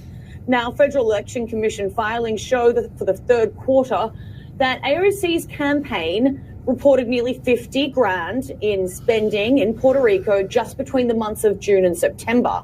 The filings list high-end hotels, meals and catering, and event-related expenses paid for, all with campaign funds. The records also show about $23,000 spent on a venue rental in Puerto Rico, the same venue, in fact, that AOC was seen in a private suite at the Bad Bunny concert in August, a moment that went rather viral online. Now, the appearance coming the same month, she delivered a speech condemning gentrification in Puerto Rico and economic inequality, further intensifying criticism that her personal choices undercut her political message. Now, under federal campaign finance law, it's important that we do say this spending is actually allowed. Campaigns may legally use donor money for travel, adding lodges, meals, event spaces, as long as it's tied to political activity. There is no cap on hotel or venue costs, making this less about legality and more about credibility here. Now, we have reached out to AOC for comment, yet to hear back from her, but in a previously published statement, her campaign manager said that she regularly travels to Puerto Rico to support local causes and that the spending reflected legitimate campaign activity. But for critics, this just reinforces what they see as a familiar pattern of a progressive lawmaker condemning excess while she comfortably is enjoying the very privileges she tells others to reject. Lydia? And that was also a lawmaker with her at that concert. Sarah Williamson, thank you for that report. Oh boy, commercial. You're not getting hard. It's not your age, hormones, or bad luck. It's a toxin stuck in your arteries, and a baking soda ritual. For that report. Well, this seems to be a pattern. We have lots of people doing this, and this would make me very mad to find out that I donated to you because I believe that you were going to change the climate or fight for equality. And then I find out $50,000 on a luxury vacation. It's crazy. That's absolutely crazy. Now, Carl Higbee over on Newsmax, he is desperately trying to get the word out that the GOP is going to lose the midterm. Why? Because they continue to reject President Trump's orders and ideas. Yep. We voted overwhelmingly. We haven't seen a Republican get the popular vote win in decades, and he got it. And then what did they do? Oh, we should do the opposite of what the American people want. Listen to what Carl had to say over on Newsmax. Everyone's, oh, this is the most important election. No, the most important election of our lifetimes from here on out is the next one. Okay, and then the one after that, and then the one after that. And if Republicans don't make these things into law and get this through their head, they're going to lose. Yep. And Republicans are going to sit there in the minority scratching their head. I don't understand why we didn't have turnout. The better question is, Mike Johnson, why would we show up to vote? You haven't thrown a single person in jail. There's no accountability for COVID, and New York Dems ran the guy who literally stuffed elderly patients into retirement homes with COVID and killed people. They blocked meds that would have saved lives. They shut down schools. They forced people to get a vaccine against their will, who then got heart conditions and nothing happened.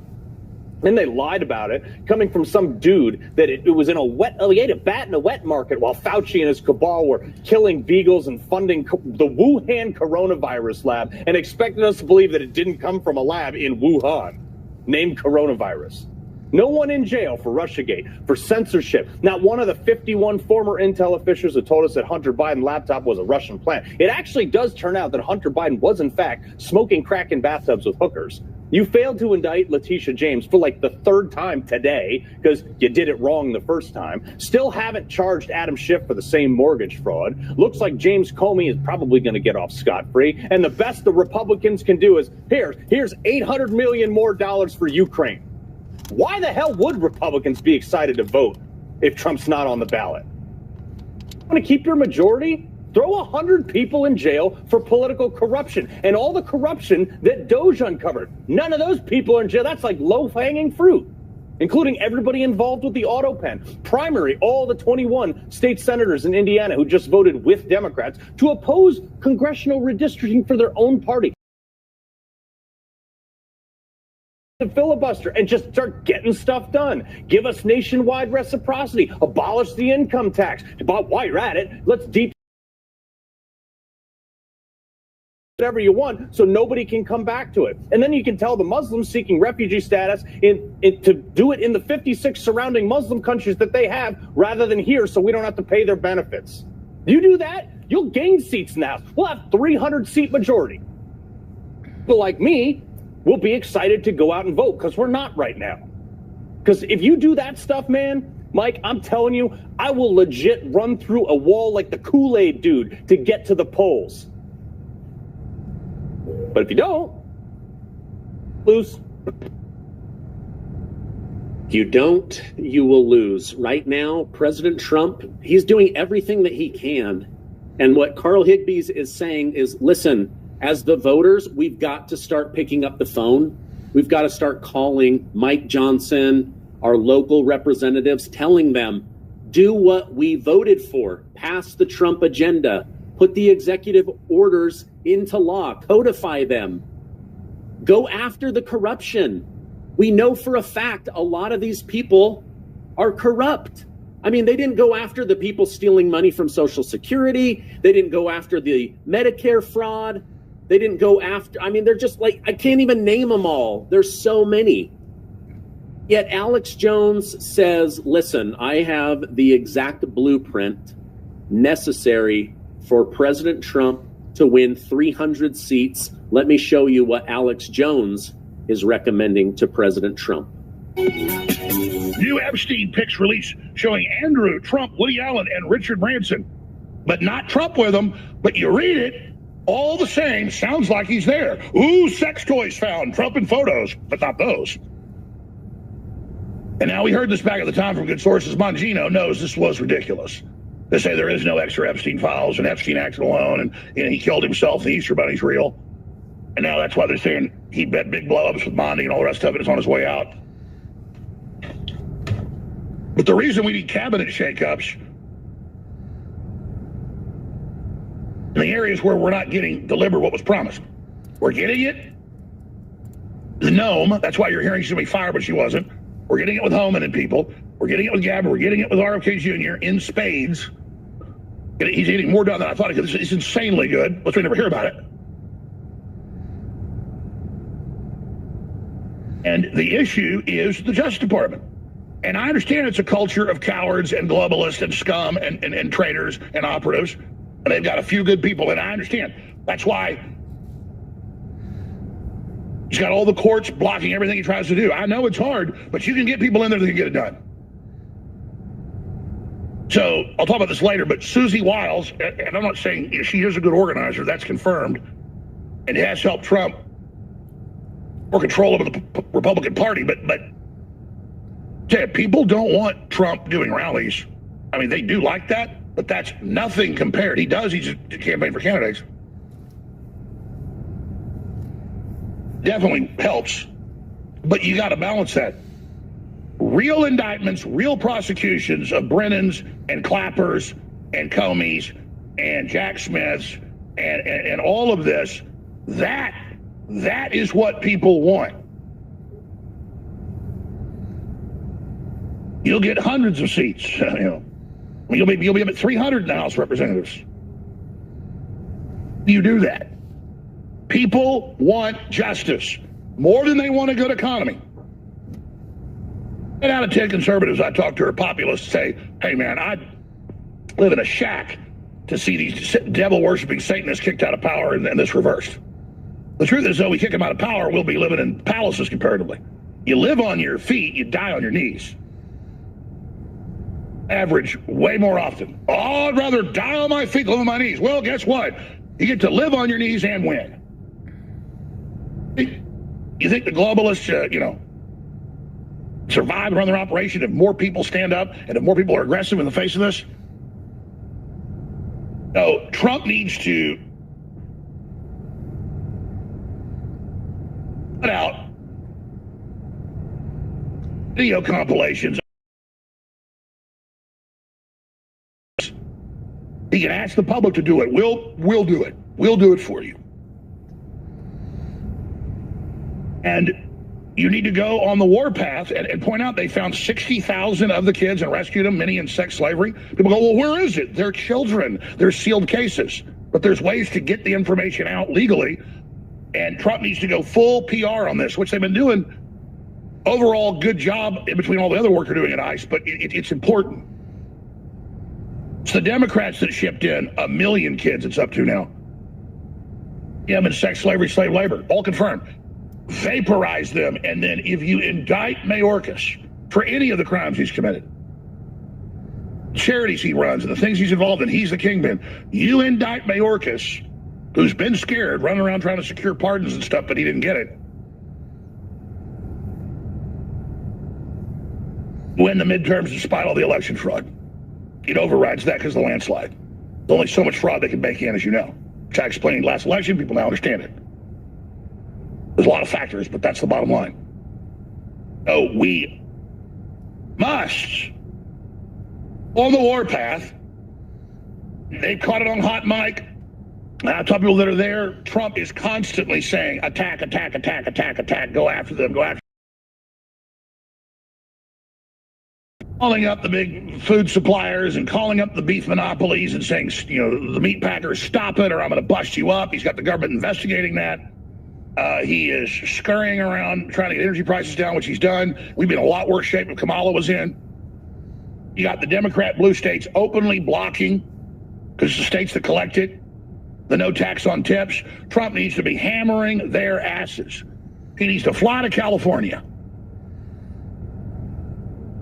and go to these pot farms where they saved all the kids and point out that there were shootouts there. He needs to go into a diner and a restaurant and walk in and show how the damn tax money's still being taken and how the states are keeping it with their foot on the neck of the hardest working people in this country. All right. Wow. He speaks very passionately, but did you hear all the wisdom and truth that he shared?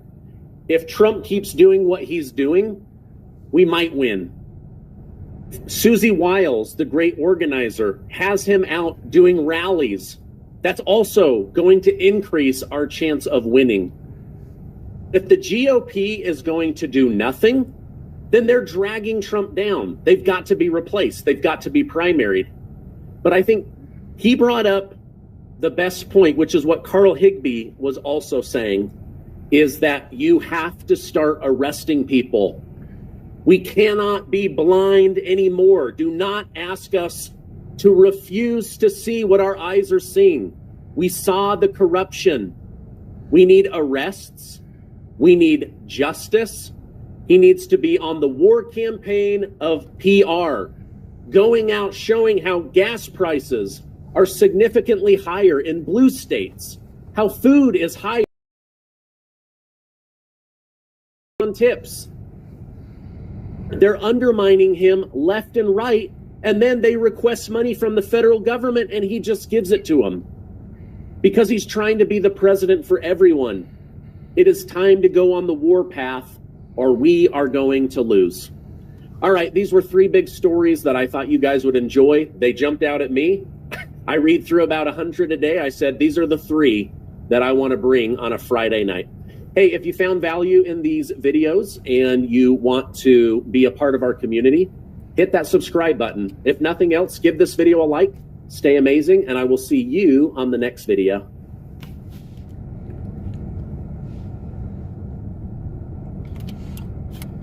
Practically no difference between our $40 shoes and other brands' $400 pairs. They're even more comfortable than Skechers. Allow me to introduce myself. Gus. whiskey, polka king of the Midwest, the Kenosha Kickers. No? That's okay. I thought you might have recognized it. Anyways, I had a few hits a few years ago. That's why, just polka, polka, polka, polka, polka, polka. No? Twin Lakes polka, Damavuji polka, a.k.a. Kiss Me polka, polka twist. These are songs. Yeah. What's up, guys? It's Benny. It's the day we've all been waiting for. The White House just straight up dropped the documents on Ilhan Omar that she married her brother and must be deported because, well, when you commit immigration fraud, you get denaturalized and deported. Tom Homan has said that the federal government is now investigating, and the documents are pretty brutal, ladies and gentlemen. The White House linked, yes, Ilhan Omar married her brother. We've read through this entire expose and what it links to, using people who know Ilhan Omar's family, know all the family connections, understand sort of the intertribal dynamics here, and understand exactly what Ilhan Omar was doing when she left her first husband in order to marry Ahmed Nur Said Elmi. This individual is Ilhan Omar's brother, according to DNA evidence as well, is effectively commit immigration fraud in order to get him into America. This is something that is pretty demonstrable. Multiple major reports here outlining it, and also multiple major news lines, left, right, and center, saying that when they investigated this, according to sources that are close to her campaign, according to the actual official documentation here from the state of Minnesota, very curious that they were married in a Christian marriage. Isn't that fascinating? For these extremely religious Muslims, they're married in a Christian marriage. Why would that be? Oh, and by the way, while she was married to her brother, she had a child with her first husband because they never stopped being married. You understand this? So the White House here, this is the rapid response of 47 with 1.3 million followers, is out posting and hard tag for Ilhan Omar. Well, ladies and gentlemen, what does this lead to? Well, it all immigration and denaturalization investigations. This is what Tom Homan says it's going to lead to. Here we go. The border czar, Tom Homan, joins us tonight to talk about Minnesota as well as a number of other issues. And, sir, it's good to have you back on the show. Trump mentioning the Daily Mail reporting from 2020 that Ilhan Omar married her brother to get into the country. This was last week. Take a listen. Look at their nation. Look how bad their nation is. It's not even a nation. It's just people walking around killing each other. They've taken billions and billions of dollars. They have a representative, Ilhan Omar, who they say married her brother. It's a fraud. Calls that a fraud. It's a story that has never been successfully refuted, even though it's now a 5-year-old story. That's clearly a deportable offense. Is there an investigation into that? You know, I just got advised by a fraud investigator the other day on that. I asked the question, who reviewed the file, and says that there was immigration fraud involved. The statute of limitations became an issue in the last 4 years when this was first brought up. Who was president? Who ran DOJ? So pulling the records now, pulling the files, and we're looking at, but this fraud investigator, who I know personally, one of the best fraud investigators in HSI, Homeland Security Investigations, said there's no doubt he reviewed the file. So I'm running that down this week, matter of fact. Tremendous that, I mean, and according to the Secretary, Kristi Noem of DHS, she said nearly 50% of the visas. I mean, that would mean that half the Somali refugees are here in some way illegally. What's going to happen? Is something actually going to happen? Are there going to be people stripped of their visas, deported? Are we going to see that? Absolutely. I mean, those days are over. Thank God President Trump's in the White House. We're going to look at all of them. I mean, we're going to look at those here illegally, of course. We're going to look at those here under a visa or some sort of, immigration process that are criminals. We're going to look at the national security threats. But those who came through a process that weren't properly vetted, who didn't provide documentation, who slipped through the Biden's weak processes on, giving visas and temporary, whether student visas or visitors visas or whatever. We're going the whole gamut. President Trump has instructed us go down. If Tom Homan needs any help or extra evidence, you can see here the Biden administration really didn't want anybody to know that DNA test results found 99.9999998% chance that Omar and her second husband, Ahmed Elmi, now her ex-husband, are siblings. FBI dodged Ilhan Omar bro wed probe. Too bad. But maybe the Trump administration could take this seriously and get it done. This is what we asked Member of Congress, Greg Steube, this morning, and he says, yeah, it's time to arrest, deport, and denaturalize. That's what you do when you commit immigration fraud. Congressman, this is a bombshell. White House. Yeah. I'm not like the basics of the story, provided with documentation here, now posted by the White House, seems certainly worthy of a full-scale investigation. Do you hope that happens? All right, the box just arrived. And honestly, I've been waiting for this one. This is the Nissan V8 engine model. Certainly worthy of a full-scale investigation. Do you hope that happens? Yeah, I hope that happens. And the great thing about immigration fraud is if this is all true, which it clearly is, I mean, this has been something that's been rumored for years, and we finally have an administration that's investigating immigration fraud. And how poetic will it be if Ilhan Omar actually defrauded the United States in her way to become a citizen? And as serving as a member of Congress, the great part of this from the administration standpoint is if she committed immigration fraud, they can deport her. So, yes, there are criminal penalties for defrauding the United States and participating in immigration fraud. But the great part of that is if she committed fraud to get into the country, then she's not legally able to be in the country, and the United States of America can quickly deport her back to Somalia. And then obviously that seat will be vacant. But that's the great part about this is the administration, once they have found that she did, in fact, commit immigration fraud, they can arrest her. What would that look like? Would it effectively look like a DNA test? I guess you'd have to have something, they have marriage document and marriage certificate. Yeah. And then also Somali community member saying this is obviously the same family. I mean, I don't even think you if you have the marriage licenses and you can prove that that's her brother, I don't even think you need DNA tests. If the paper, you have to file a marriage license.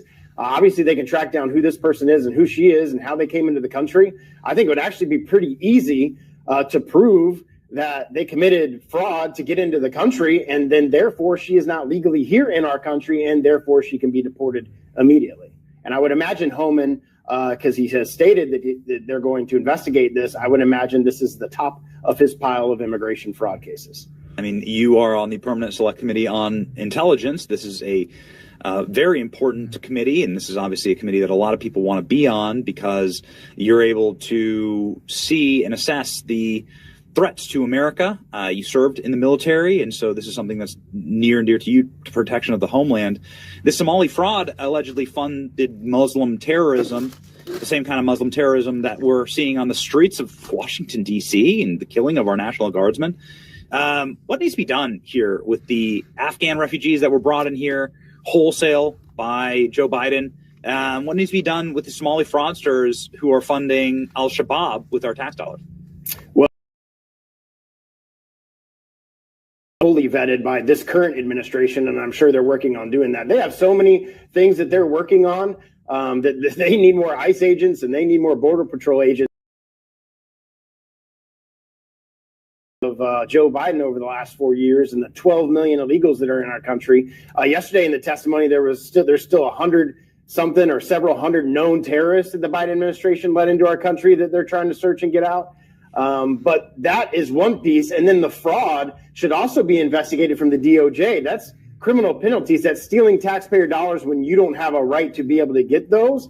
And I believe not only the people that defrauded the United States out of those taxpayer dollars on those government programs should be held criminally liable. I think the leaders of that state, like Waltz, who knew or should have known that this was going on, should be held accountable as well. Okay, so how does that work? So yeah, Tim Waltz, would this be a DOJ thing? Well, it would be like a conspiracy case. It would be like you aided and abetted criminal behavior. I mean, there's all sorts of different statutes you could probably tie in. If he knew or should have known that fraudulent activity was going on in his state, or even took steps to allow it to occur, that's aiding and abetting criminal behavior. That's obstruction. I mean, there's a whole bunch of different things, statutes that they could lop in for that. Tired of soaked socks? These boots have a 100% waterproof Gore-Tex lining to keep your feet dry. Act fast. 70.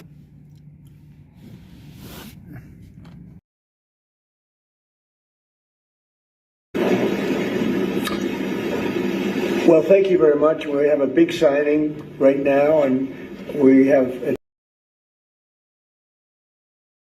the AI, artificial intelligence. I always thought it should be SI, Supreme Intelligence, but I guess somewhere along the line they decided on the word artificial, and that's okay with me. That's up to them. It's a massive industry.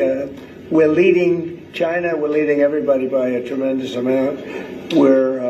The electricity is being built by them in every plant. They're building the electricity. We're getting them rapid approvals. But they're spending trillions of dollars, and they can't, basically this has a couple of other things that are less important, but one of the things that it has is you have to have a central source of approval. When they need approvals on things, they have to come to one source. They can't go to California, New York, and various other places like Illinois with Pritzker, who's, a totally unreasonable person. And they have to have, they're putting all this money in. It's a big part of the economy. And there's only going to be, I think, one winner here. I don't know if anybody agrees with that. I think most people agree. But there's only going to be one winner here. And that's probably going to be the U.S. or China. And right now we're winning by a lot. China has a central source of approval. I don't think they have any approval. They just go and build. But people want to be in the United States, and they want to do it here. And we have the big investment coming. But if they had to get 50 different approvals from 50 different states, you could forget it, because it's not possible to do, especially, and you wouldn't be able to do it. So it doesn't make sense. I didn't have to be briefed on this, by the way. This is real easy business. I mean, this is simple. Tremendous amounts of countries, jobs, everything's coming in. Now, just to get off AI for a second, auto plants are being built at levels that we've just about never seen before. We had, our auto industry was decimated. 56% of our auto industry left our country over the years. It was at one point 100%, and then it got shriveled down, and really we lost a lot. And now because of tariffs, which have been so incredible, we've taken in hundreds of billions of dollars, and we're bringing back our factories, we're bringing back everything. It's we've never been in a position like this. Our stock market today was, well, I saw it a few hours ago, but a few hours ago it was way up, and we hit a new high. For the 52nd time in 10 months, we have an all-time high stock market, and it's all reasons. A big reason was the election November 5th, and another big reason, and maybe the biggest reason, but maybe not, because without the election this wouldn't have been done, because people don't know how to do it. The second reason is the tariffs. We're charging countries that were really hurting us badly, were really decimating us. Hence, we have $38 trillion in debt, which will start paying off pretty soon with the tariff money coming in. But countries that were really decimating us use tariffs against us. Now we're using tariffs. National security. I settled 8 wars, and numerous of them was because of trade and because of tariffs. So we're very happy with that. But this is about something a little bit different. We want to have one central source of approval, and we have, I think, great Republican support. I think we probably have Democrat support too, because it's common sense. I mean, you can't go to, every time you make a change, and it could be a very reasonable change, you still won't get it approved if you have to go to 50 states. So this centralizes it, and it's something which the people behind me, the very distinguished people, all, but Tim Cook just left of Apple and spoke to all of the big companies, great companies, and they won't be able to do this. This will not be successful unless they have one source of approval, or disapproval, frankly. You could have disapproval too, but it's got to be one source. They can't go to 50 different sources. So I just want to thank everybody for being here. And Will, what would you like to add to that? Sure. Mr. President, as you said, in keeping with your commitment to grow the American economy, create potentially millions of new American jobs, and maintain America's technological and military superiority in the years ahead, This is an executive order that orders aspects of your administration to take decisive action to ensure that AI can operate within a single national framework in this country, as opposed to being subject to state-level regulation that could potentially cripple the industry. David Sachs, your AI and crypto behind the CEO, he can give you more of the granular detail, but the big picture is that we're taking steps to ensure that AI operates under a single national standard so that we can reap the benefits that will come from it in terms of economic growth, job development, national security, and technological edge. And it's really the biggest industry that anybody's seen. I mean, it's taking off, and again, I believe there'll only be one country that really benefits, and it should be the United States, and it will be if we do this and we're unified. We have to be unified. China is unified because they have one vote. That's President Xi. He says do it, and that's the end of that. You know, we have a different system, but we have a system that's good, but we only have a system that's good if it's smart. David Sachs, can you say a few words, please? Yes, sir. So, as you pointed out, we have over 1,000 bills going through state legislatures right now to regulate AI. Over 100 of them have already passed. 25% of them are in California, New York, and Illinois. You've got 50 states running in 50 different directions. It just doesn't make sense. We're creating a confusing patchwork of regulation. And what we need is a single federal standard. And that's what the CEO says, sir, is it basically states that the policy of your administration is to create that federal framework. We're going to work with Congress, like the chairman here of the Commerce Committee, Senator Cruz, and other members of Congress to define that framework. In the meantime, the CEO gives your administration tools to push back on the most onerous and excessive state regulations. We're not going to push back on all of them. For example, kid safety, we're going to protect. We're not pushing back on that, but we're going to push back on the most onerous examples of state regulations, sir. So I spoke with other Republican senators, and we have great approval. I think I spoke to anybody that even had any question and seemed to have gotten approval. Ted Cruz has been a very strong advocate of common. This is common. Listen, this is the single most important economic question in the country and in the world. Who wins the race for AI? I recently purchased the most popular glucose meter online and decided to test it with you. If you have diabetes or know anyone dealing with it, you understand how annoying finger pricking can be. The Glucomax changes everything. It's a needle-free glucose meter. Who wins the race for AI? You look back to the 1990s, there was a similar inflection point with the beginning of the internet, the dawn of the internet. And Bill Clinton was president at the time. He signed an executive order, just like you're doing, that put into law a light touch regulatory approach to the internet. And the result was incredible economic growth and jobs in the United States. At the same time, the European Union took a very heavy-handed regulatory approach. Here's an amazing statistic, Mr. President. In 1993, the U.S. economies and Europe's economy were virtually identical in size. Today, America's economy is more than 50% larger than Europe's. And the two drivers of that are tech and the shale revolution. It transformed this country, and AI is the same thing. It's a race. And if China wins the race, whoever wins, the values of that country will affect all. And centralized control by the communist government governing AI. We want American values of free speech, of individual liberty, of respecting the individual. Thank you for your leadership. Well, thank you very much. And Scott, please. Yes, sir. This is pass-fail. As you said, this is the biggest technological innovation in our country's history. We've seen the canals, we've seen the railroads, we've seen the utilities, we've seen the build-out of the internet and the fiber, and now it's AI, and it is pass-fail versus China. We have the lead, we've got to maintain it, and it is also going to be the single biggest source of economic growth, but everything else we do.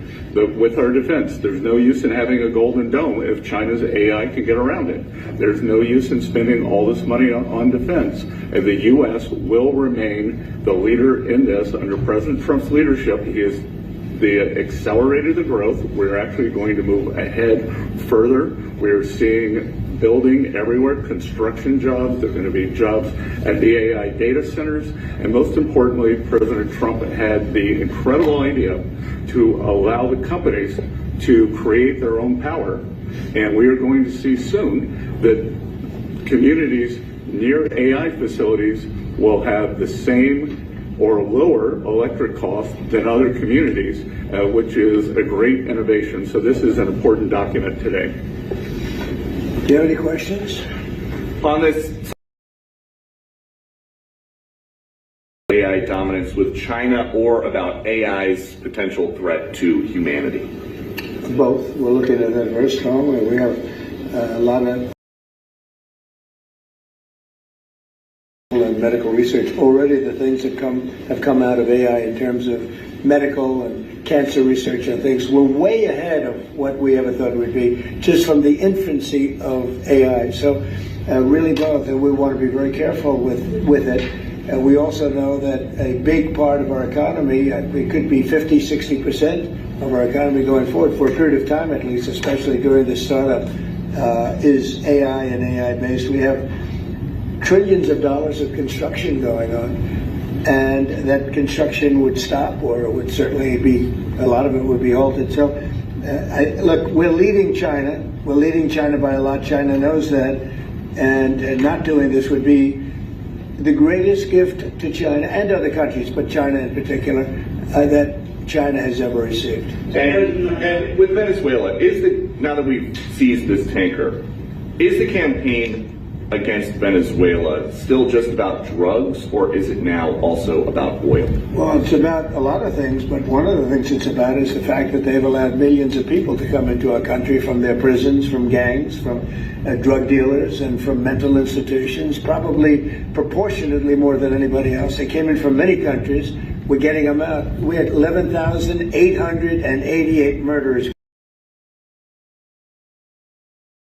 We had thousands of Tren de Aragua, the gang, coming from, which they say is the most violent gang. I don't know. MS-13 is pretty bad. From the prisons of Venezuela. Came out of the prisons of Venezuela. So it has to do with a lot of things. They've treated us badly, and I guess now we're not treating them so good. If you look at the drug traffic by sea is down 92%. And nobody can figure out who the 8% is, because I have no idea. Anybody getting involved in that right now is not doing well. And we'll start that on land, too. It's going to be starting on land pretty soon. Thank you, Peter. Mr. President, in Indiana, just a few moments ago, the Senate there rejected the congressional maps to redistrict in that state. A number of Republicans voted against that redistricting effort. You have spent a lot of time talking about this. The Vice President traveled to Indiana. What's your reaction? Well, we won every other state. That's the only state. It's funny because I won Indiana all 3 times by a landslide, and I wasn't working on it very hard. It would have been nice. I think we would have picked up 2 seats if we did that. Slept with many men in my life, and I always use this trick on them to make them fully firm. I'm talking about a simple home hack. If we did that, you had one gentleman, the head of the Senate, I guess, Bray, whatever his name is. I heard he was against it. He'll probably lose his next primary, whenever that is. I hope he does, but because he's done a tremendous disservice. I mean, think of it. It's a great place. I love the people there. They love me. We won in a landslide all 3 times. I got tremendous votes. I got record votes.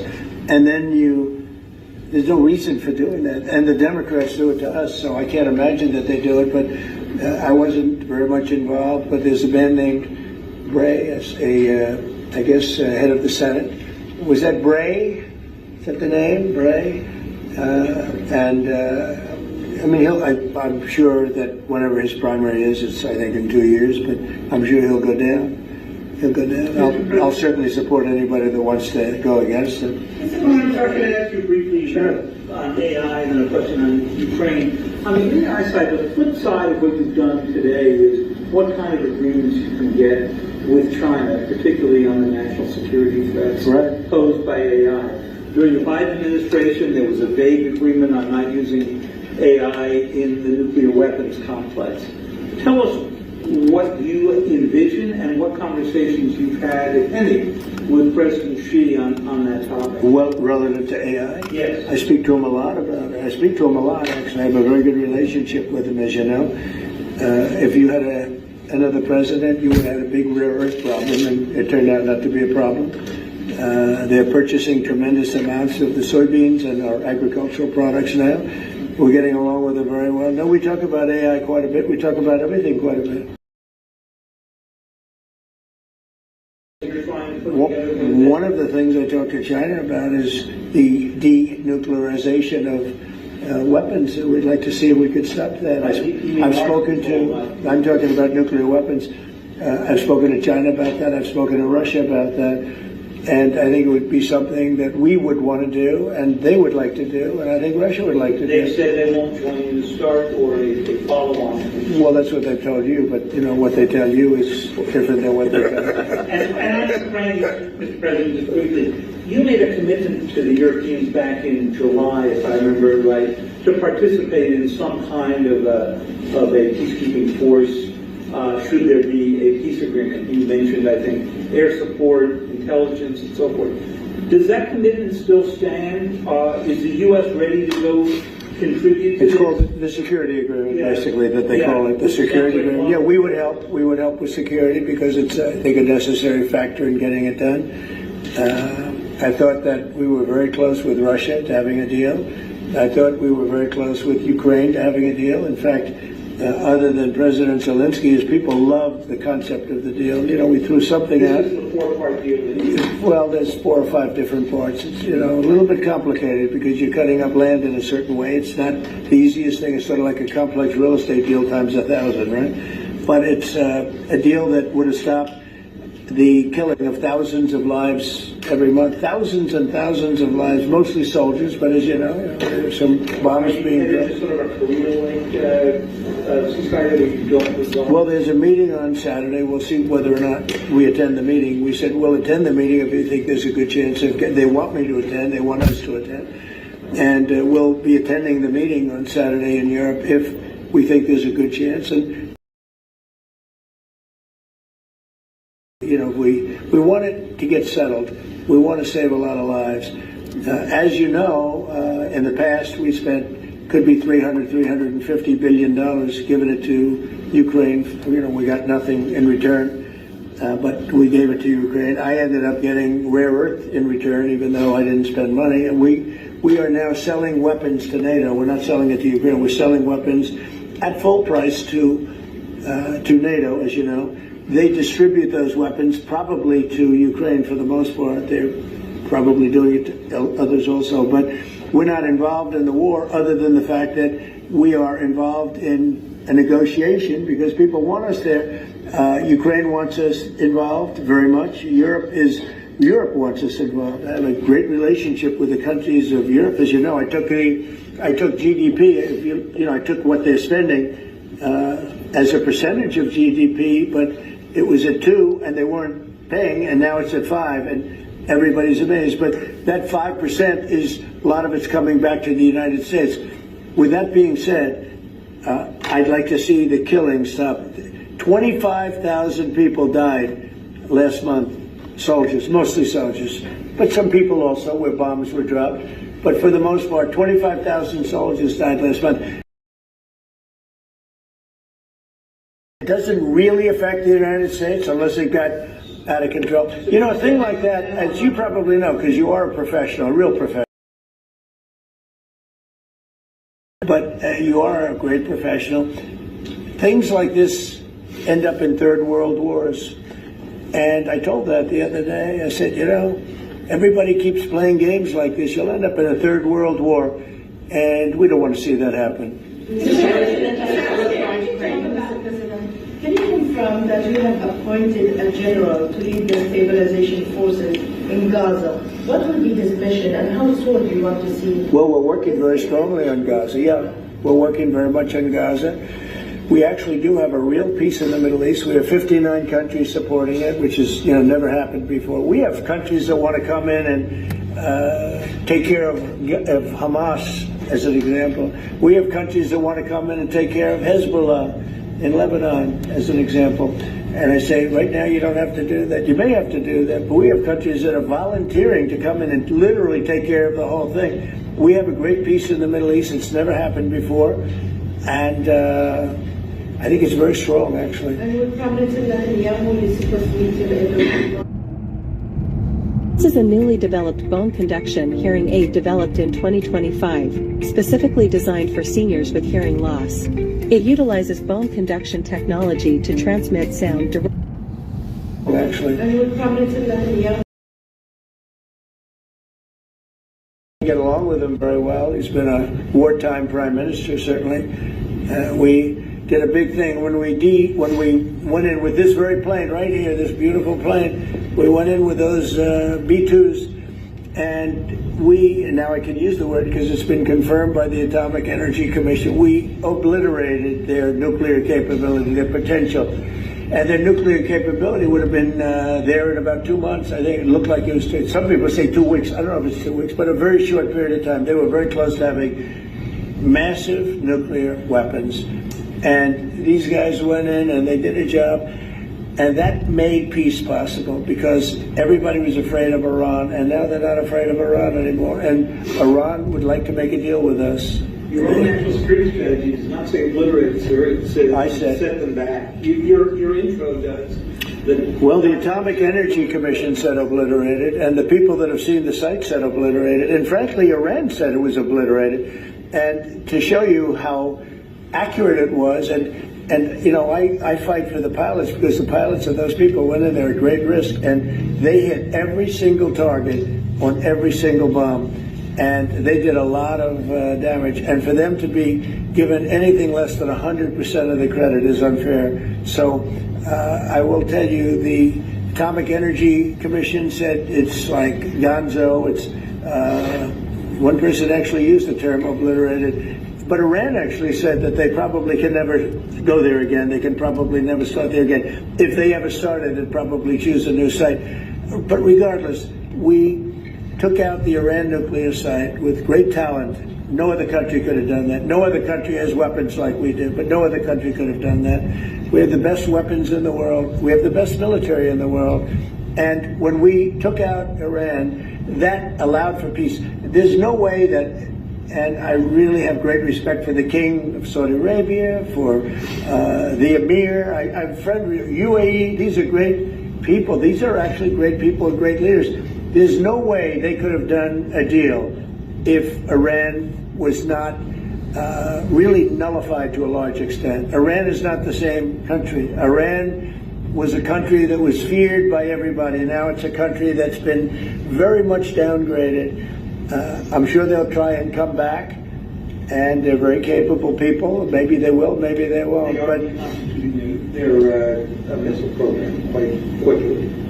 Well, you know, they can try, but it's going to take them a long time to come back. But if they do want to come back, and they want to come back without a deal, then we're going to obliterate that one too. You know, we can knock out their missiles very quickly. We have great power, and we helped Israel a lot. We were shooting down the drones. We were doing a lot of things for Israel. We did a good job for Israel, but Israel did a good job. They fought, and they all fought bravely. Look, that's a war. That's a vicious war. They're all vicious wars. When you write, hey, you covered a lot of wars, they're all vicious. We never saw a nice one, right? They're all vicious. But that was a big fight. But the big thing was the knockout of the possible nuclear capability. That over the next 2 years or 3 years, not going to come back or not going to try. I think they got hit so hard, they may talk about trying, but I don't think they want to try. And I can tell you that they would love to be able to make a deal with me. They would love to be able to make a deal with me. And I'd love to make a deal with them if we could. You know, we were not close, but not so close, but we were reasonably there for a deal with Iran before the bombing. And they would have been much better off if they made a deal. They could have had a deal. They could have had a deal where they would have been much better off. Look at what we've done. I mean, their place is blown up. Forget about the nuclear. The nuclear is gone, but they're look at the damage they've suffered, the death that they've suffered. They could have had a deal with nobody would have died, no buildings would have been down, nothing would have happened. We would have blown up their nuclear. That would have been it. They could have had a great deal, but they missed that opportunity. But they would like to make a deal right now. Iran would like to make a deal with me. Yes, please. Yeah, thank you, Mr. President. Do you think the Senate should confirm your nominee for Religious Freedom Ambassador, Mark Walker, in time for Christmas, as you know, a Christmas gift to Christians around the world? Well, I don't know. I mean, I've heard good things about Mark. Why is something come up that I don't know about? Well, he was nominated in April, and he still hasn't received even a... Well, I'd like to see him. I mean, I'm hearing very good things about you came up. There's breaking news about Mark Walker.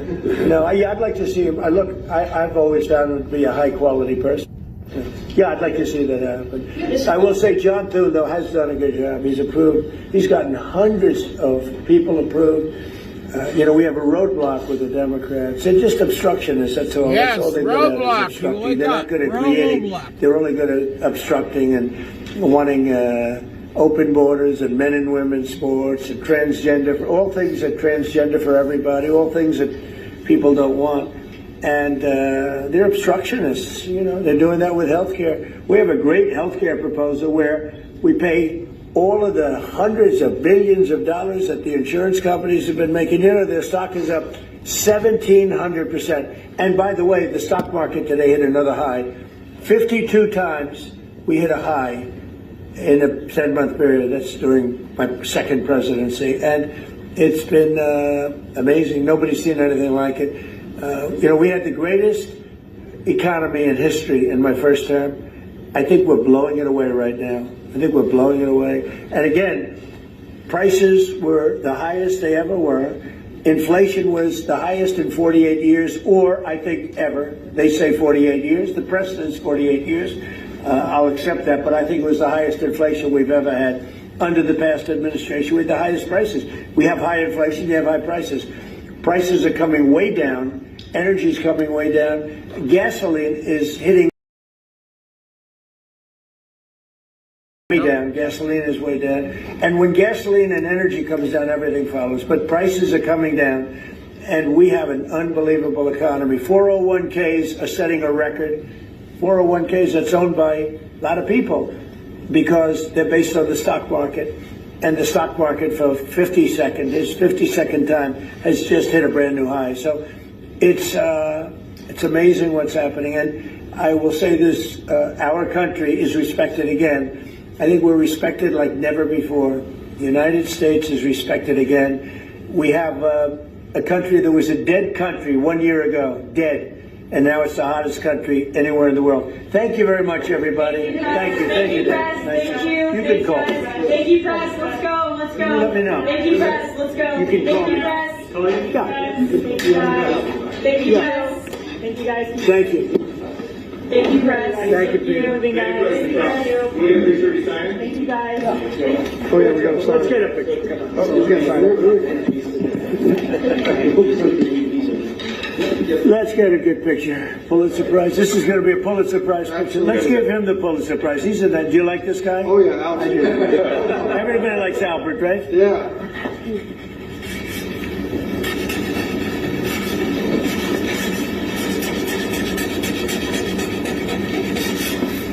No auto pen necessary. That's a whole big deal, isn't it? Well, what's that all about?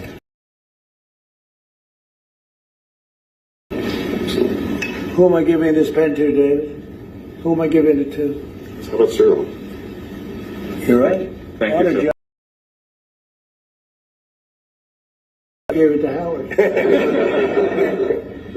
Thank you, everybody, very much. Thank you. Thank you, press. Let's go. Thank you, Peter. Thank you, President Trump. Thank you, guys. Keep moving. Yeah. Next one. Scared you'll hit someone because LED headlights blind you? Watch this. Every time a car with those bright LED headlights comes at you, you're completely blinded. You can't see the road, can't see lane mark, can't see if someone's crossing. He's doing an awesome job. Breaking news. Tensions are rising, folks. Come on in. Let's talk. Call your congressman. U.S. Tell them military their job. is mounting up in the last 24 hours for a possible airstrike on Venezuela and possible ground invasion. This is some of the footage that is coming out of Puerto Rico. And the Marines, the U.S. Marines at the Roosevelt Roads Naval Station, they are preparing, folks. They are preparing for something. I don't think this is a bluff at all. I think there's something that is brewing, and it's going to happen quickly. We've been monitoring the Flight Radar 24, and throughout the last 24 hours, there has been numerous U.S. military cargo planes leaving Puerto Rico, headed towards Venezuela, and in the middle of the waters, they just vanish from radar. And that's a sign that numerous strike force aircraft carriers are out there in the water, preparing for something. But what could that be? What could that be? We're going to talk because there's a lot of things going on here. Rand Paul, he's speaking out. He wants everything to go in front of Congress about with what is about to happen here. Rand Paul just went on Fox News and said a strike on Venezuela could happen very, very soon. And he wants a war powers resolution. You got members on the Democratic side, like Mark Warner, Senator Mark Warner, Chuck Schumer, meeting with Hegseth, Marco Rubio, and other military officials yesterday about the strikes, the boat strikes that continue to happen. Want the video of that beginning of September 2025 strike that took out a narco-terrorist boat. Apparently it was a double tap. We've been hearing a lot about the double tap. This is footage that just came out. Now, this is some loop footage. You're going to see some repeats, but we're using this as a backdrop because things have escalated. Things have escalated, and I think we're right at the edge. We're right at the edge. But I don't even think Venezuela is the only one. I think Colombia and Mexico are also targets. I'm starting to think that this is like a war on drugs, the war on drugs with an actual war on drugs. There's definitely something going on. There's something going on in brewing. So we got a bunch of different clips that we're going to share. What they're saying is in the last 24 hours, there has been numerous fighter jets off the coast of Venezuela, skirting the coast of Venezuela. We're going to show you these reports. You can sometimes catch it yourself if you go up on Flight Radar 24. I constantly monitor it. I have my own Flight Radar 24 right here. You can see that these F-18 Hornets that pop up north of Aruba and they skirt the coast of Venezuela and then they just vanish. Now, I don't know if they're playing a game of chicken. I don't know if they're playing a game of bluffing. I don't know if they're doing it for intimidation. I don't know if they're doing it for reconnaissance. I don't know what they're doing, but they are doing it. It's 100% fact that they are doing it. It's 100% fact right here that U.S. Marines are mounting something. Something's going on. There has been military jets. There has been military aircraft that have been hovering around the coast of Venezuela. You'll see it occasionally. What is this all about? Is this really about the war on drugs and to stop narco-terrorists from delivering drugs to the United States of America? Or is there more to it? Is that part of it? Is it oil? Is it oil? The United States trying to get oil from Venezuela? They're trying to get rid of Far Eastern influence in Venezuela, particularly China, Qatar, China, Russia, Turkey, and try to get that communism out of the Western Hemisphere? Is it about regime change? Is it about a combination of all of them? Is it retribution for Maduro sending literally his worst of his worst to the United States of America in the course of the Biden administration? 2021 to 2024. Tren de Aragua, mental institutions, prisons, the worst, and bad apples, and kick them all out of the country and send them deliberately to America. Then, of course, when we had the new presidential administration, they were trying to deport flights back to Venezuela, and Maduro was sticking his middle finger up the United States, not accepting the flights back of his own citizens. But recently, it appears like he started doing it again, maybe to try to stop what's possibly going to happen.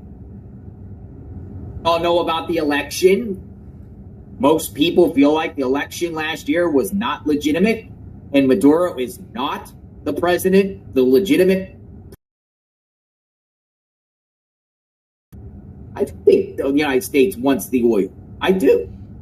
I also feel like it's retribution for what Venezuela has done to the United States of America with our cities and the Tren de Aragua and all the people crossing through the southern border, because there literally was about 1 million or 2, possibly more, that crossed through the southern border.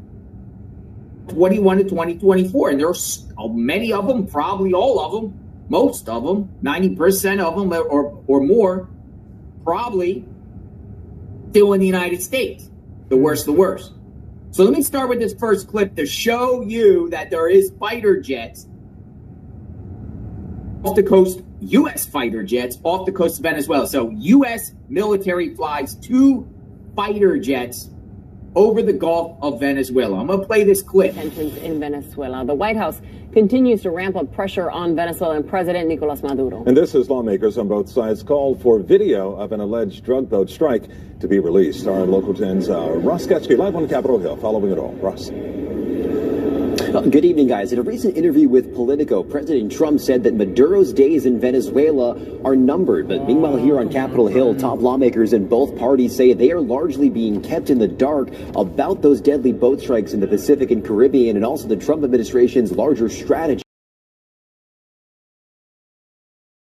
Now have access to the rationale for this mission. All eyes on Venezuela as President Trump ramps up pressure on Nicolas Maduro. I believe it's their duty and responsibility to come to Congress, make the case, and get authorization for continued hostilities. In recent months, the U.S. moving warships and thousands of troops into the waters off Venezuela. Más poder tenga la nación. The Trump administration branding Maduro a narco-terrorist and leader of the infamous Cartel de las Soles. The embattled Venezuelan president accusing the U.S. of imperialism and wanting access to his nation's vast oil reserves. Venezuela's opposition leader, Maria Corina Machado, has been in hiding since January. Her scheduled appearance in Norway today as part of her Nobel Peace Prize suddenly canceled, and her whereabouts still unknown. Everybody is waiting to see if she will be here.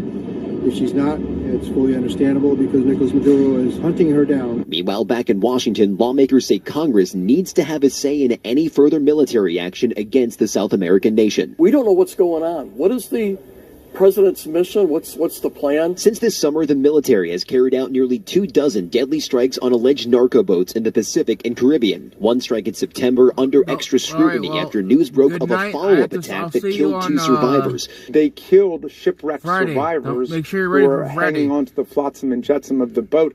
That's like killing prisoners of war. Lawmakers in both parties now calling for video of that mission to be released. We got to get any videos that do not in any way compromise mission integrity down there. Just get the stuff out there.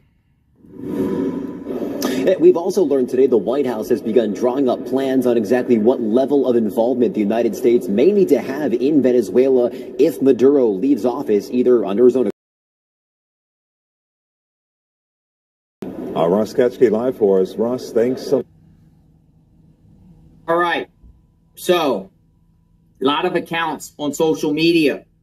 The flight radar, flight radar 24, images like this that is coming out from the military base, Roosevelt Roads Naval Station in Puerto Rico. Things are happening, folks. A tweet here, for instance, attack on Venezuela could be imminent. U.S. Navy AEA-18G Growler electronic warfare aircraft, likely from Electronic Attack Squadron 132 Scorpions, were photographed on the tarmac at the naval station in Roosevelt Roads, where we're at, eastern Puerto Rico. These jets arrived on December 9th after a cross-country transit from their home base, Naval Air Station Whidbey Island, Washington. The Scorpions, carrying a significant legacy highlighted by combat operations in Vietnam, Desert Storm, and more recently deployments to Iraq, South Korea, and Japan for electronic attack missions. They specialize in suppressing enemy air defenses through jamming radars, communications, and GPS signals. And these have been spotted out in Puerto Rico at the Roosevelt Roads Naval Station. At the same time, military jets have been, F-18 Hornets have been flying off the coast of Venezuela. On Flight Radar 24, they come up as Rhino 12. So we got our eyes on Rhino 12. I don't see any right now. There's some people in the chat that are literally saying nothing's going to happen. This is false news. This is fake news. Listen, folks, whether you believe it or not, I'm sharing with you what is being put out there. And there's definitely something going on here in the last 24 hours. Big. From those taking out electronic devices and stuff, those military craft, to the build up here with the Marines, to the flights that are flying out of Puerto Rico, going down towards Venezuela. Something is brewing, folks, and there's talk about imminent strikes. Now, I want to play a clip that just got shared. The title of this video is Trump Could Soon Strike Venezuelan Territory. Rand Paul joins Democrats on War Powers Resolution. And we'll play this. Listen up. It's very interesting. As the White House continues its campaign against suspected Venezuelan drug boats, President Trump delivers another warning to President Nicolas Maduro's regime. He says he has not ruled out the possibility of sending U.S. troops into Venezuela. So how far would you go to take Maduro out of office? I don't want to say that, But you want to see him out? His days are numbered. Can you rule out an American ground invasion? I don't want to rule in or out. I don't talk about it. Kentucky Senator Rand Paul sits on the Senate Foreign Relations Committee and is the chair of the Senate Homeland Security Committee, and he joins me now. I know, Senator, that you have concerns about President Trump going to war in Venezuela, or at the very least, mounting some sort of an invasion. Do you think that that is in the cards? You know, I'm kind of old-fashioned. I kind of like to obey this thing called the Constitution. The Constitution says that war only occurs when it's declared by Congress. The president doesn't have the power to take the country to war. Now, if he does, he wouldn't be the first president to disobey the Constitution. But I think we should obey the Constitution because I think it makes war less likely. This would be a war of choice. It would be an offensive war, albeit a war to get rid of people we most for the president to do this alone. So if he thinks he wants war with Venezuela, he should come and ask for permission from Congress the way it was intended. To go to war. I happened to put together this list. Started with Truman in the Korean War, Johnson in the Vietnam War, Reagan, the Grenada invasion, as well as Libya, President Clinton, the Kosovo War, where we were bombing Syria, Obama, Libya, and ISIS, President Trump, Syria airstrikes, and the Soleimani strike. How could Congress stop the president this time? Well, I'm reminded of what my mother would tell me when I was a kid. 10 wrongs don't make a right. So the fact that 10 presidents have done it incorrectly doesn't make it right.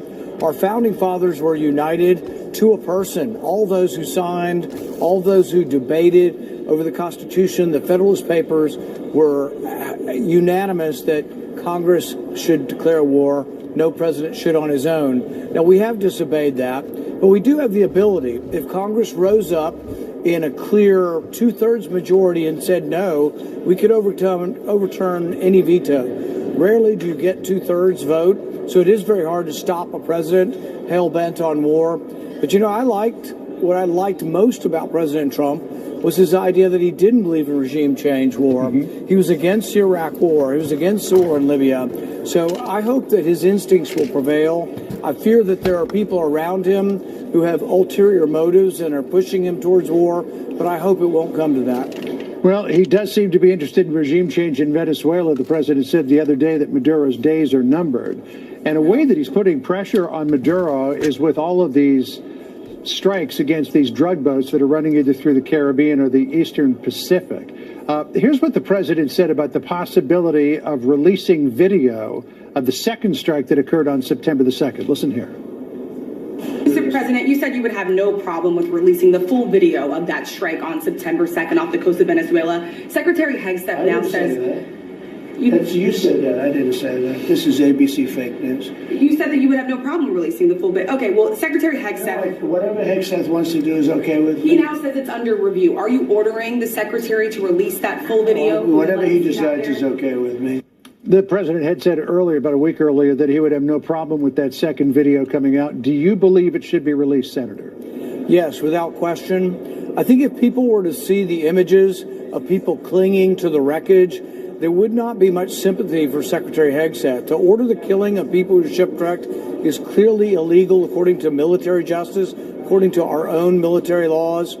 And, I have members of my staff who are high-ranking in the military, and they tell me this is done for the protection of our soldiers. If our pilots have to eject from a plane, we show that we don't shoot people. We don't shoot pilots that are descending by parachute. If we blow up a boat and there are survivors, we don't shoot those people. We don't sidle up in a boat and take a 9mm. Just because the missiles come from a long distance doesn't make it any more right. But it's clearly against our laws of war. And even deeper than that, there is a question of, are unarmed people war with unarmed people? Why don't they present evidence that they're in arms? Why don't they present evidence that these boats are even coming to the United States? These are small motorboats, often 2,000 miles from our shore. If they have drugs, which hasn't been proven, if they have drugs, they're probably taking it to neighboring islands.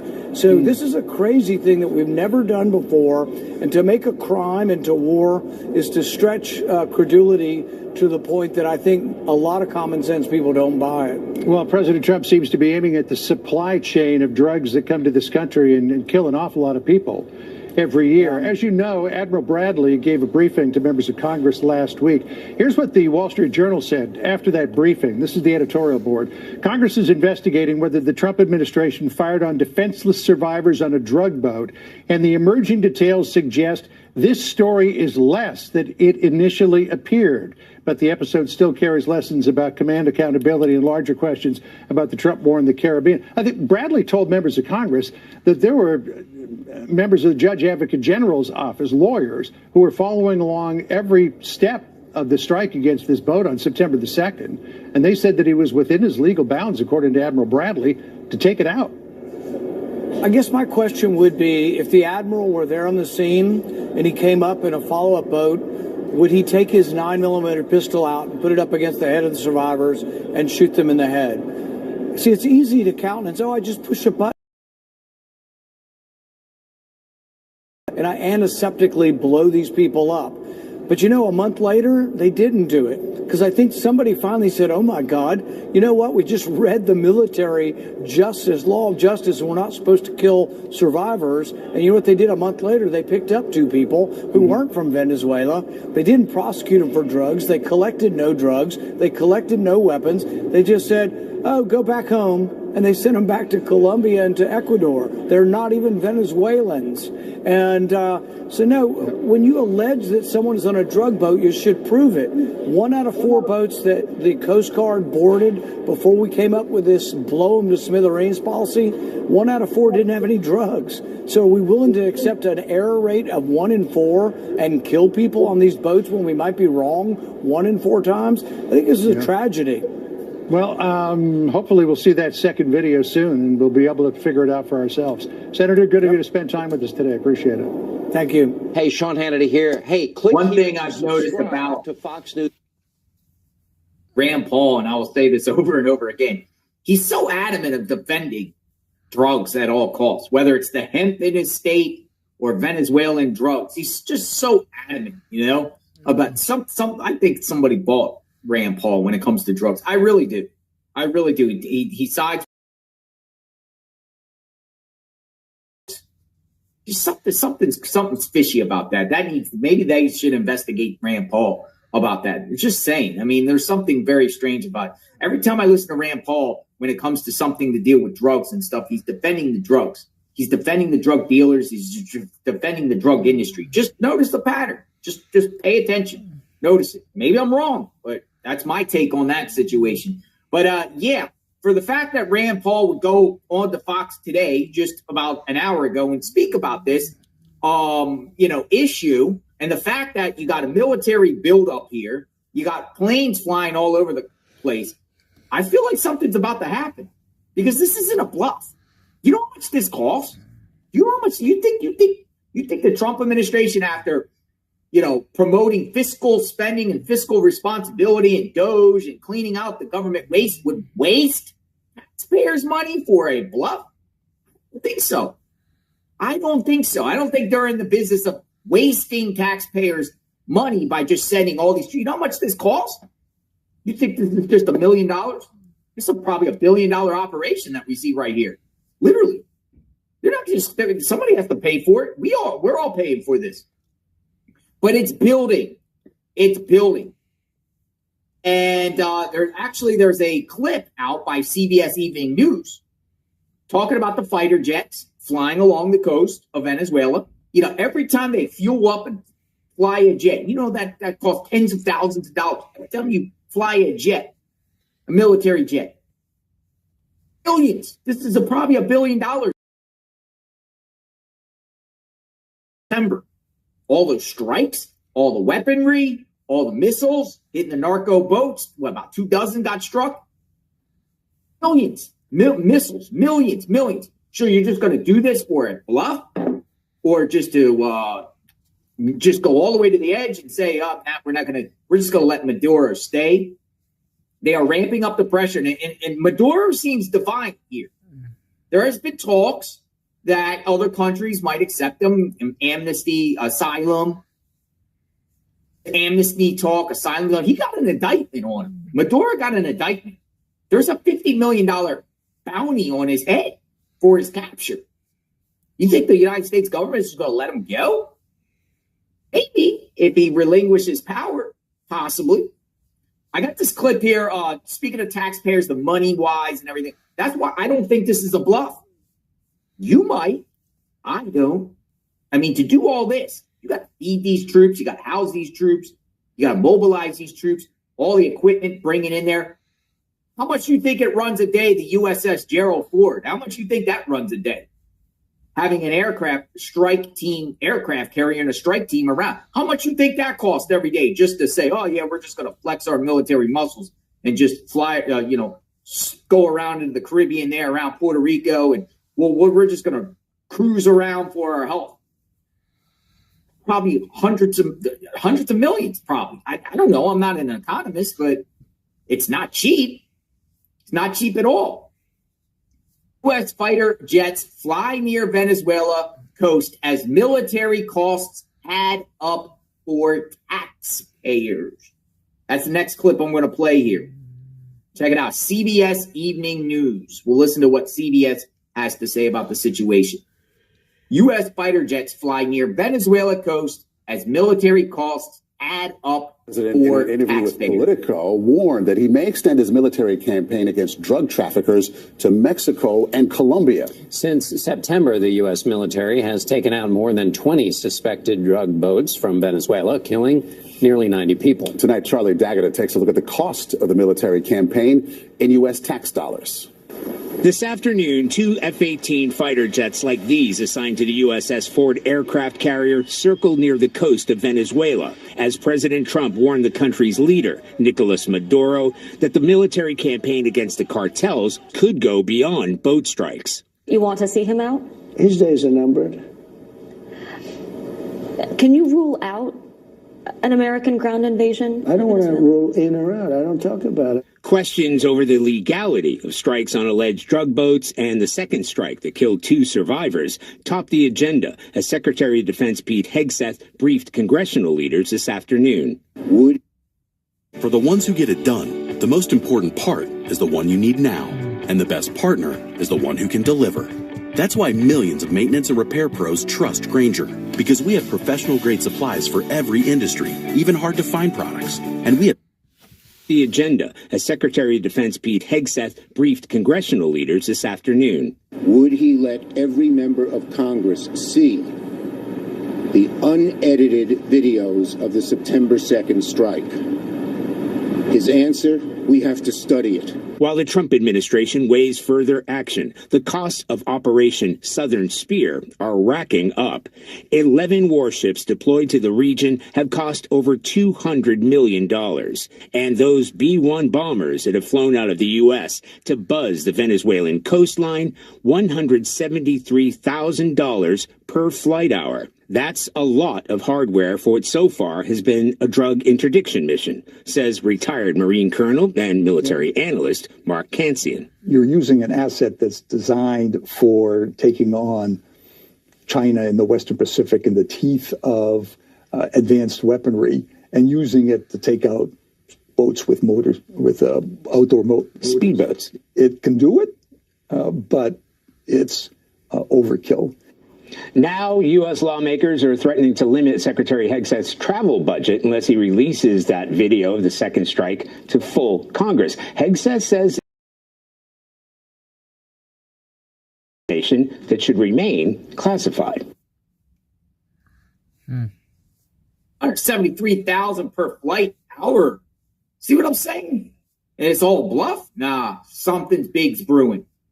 Something big is brewing. Matter of fact, Bloomberg just put out a report.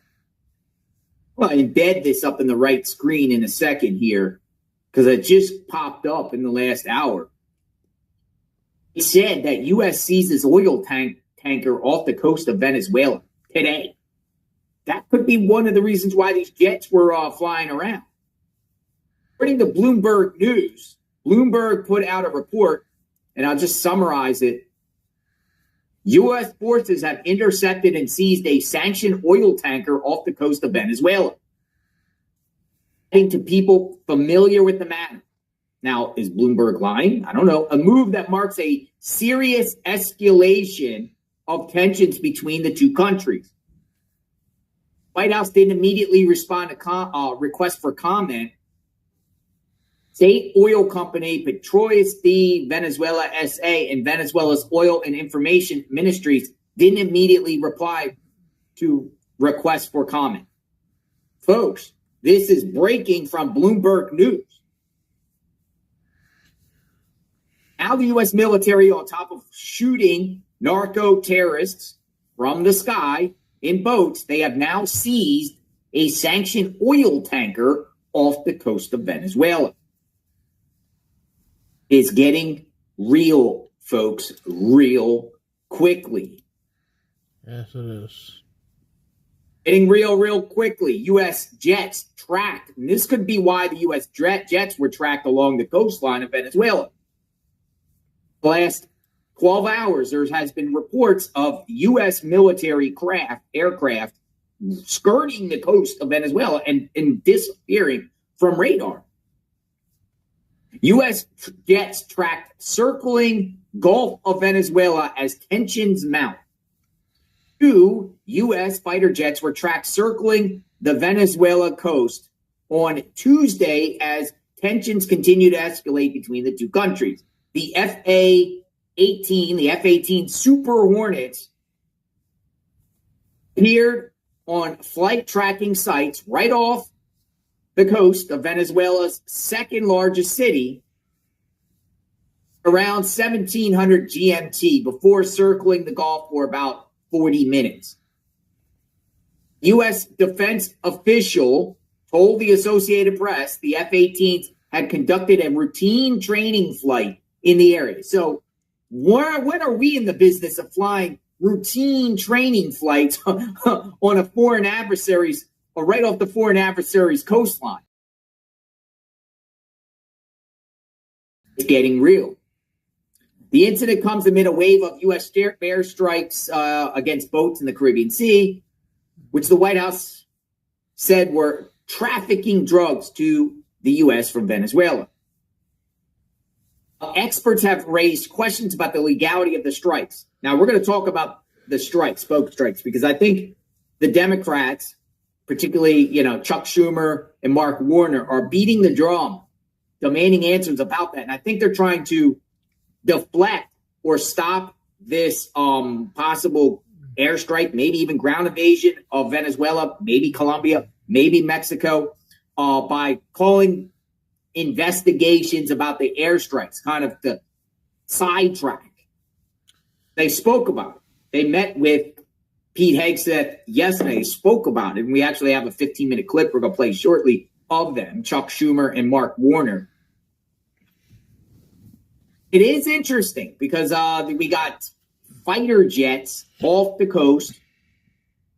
And last week, I remember we were covering a B-52 that was flying. It went from Aruba down along the coastline and then it vanished and disappeared. On Flight Radar 24, they're known as Rhino 11 and Rhino 12. Rhinos. R-H-I-N-O. We're seeing. What is that about? Or does it have something to do with this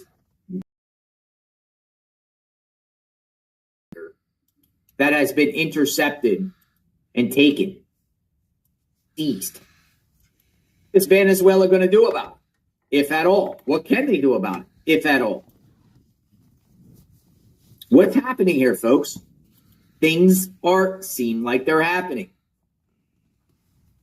News Nation has a report that just came out 1 hour ago. It was a different media outlet. The flying the jets, possibly boots on the ground of U.S. troops, possibly other nations involved here, not just Venezuela, Colombia, Mexico. And we know Mexico is like being used. Cartel go right up to the border and do whatever they want. A lot of these Mexicans go, we'll just use one city in general on the Mexican side, Sassabee, Mexico. And on the other side, Sassabee, Arizona. Right there, there's they use that as a staging ground to do whatever. Ship stuff into the United States. Drug smugglers, whatever. There's cartels run these towns. Cartels run these towns. U.S. shows force near Venezuela as Trump suggests targets may expand. It's a News Nation report. I'm going to put this up. Administration appears to be stepping up military pressure against Venezuela. Flight tracking site Flight Radar 24 recorded 2 U.S. fighter jets flying into the Gulf of Venezuela Tuesday. However, the jets appeared to stay in international airspace. A Pentagon official tells the Associated Press this was a routine training flight. President Trump has also suggested a future military campaign could include targets in Mexico and Colombia. News Nation's Robert Sherman, he is live for us in Puerto Rico. So, Robert, when did these become concerns that all of this escalation leads to something much more in this region? Kelly gives the indication that there's going to be a pullback anytime soon. With the amount of American resources that are here in the region, it's a constant flow of activity here at Roosevelt Roads with fighter jets taking off and landing throughout the day. On the south side of the island, very busy as well. That's where you have the destroyers as well as other landing craft and U.S. troops about as well. So there is quite the presence that is here. And the operations are proceeding full speed ahead, according to the president. We know of at least 22 of these strikes that have been carried out on boats, whether they're in the Caribbean or whether they're in the Pacific as well. And the president of these waters here, and they're standing by those September 2nd strikes, including that follow-up strike that has garnered so much controversy in Washington, D.C., with the president saying he remains committed to these operations and is prepared to potentially even expand them. Take a listen. They don't want to get in boats. They don't want anything to do with boats.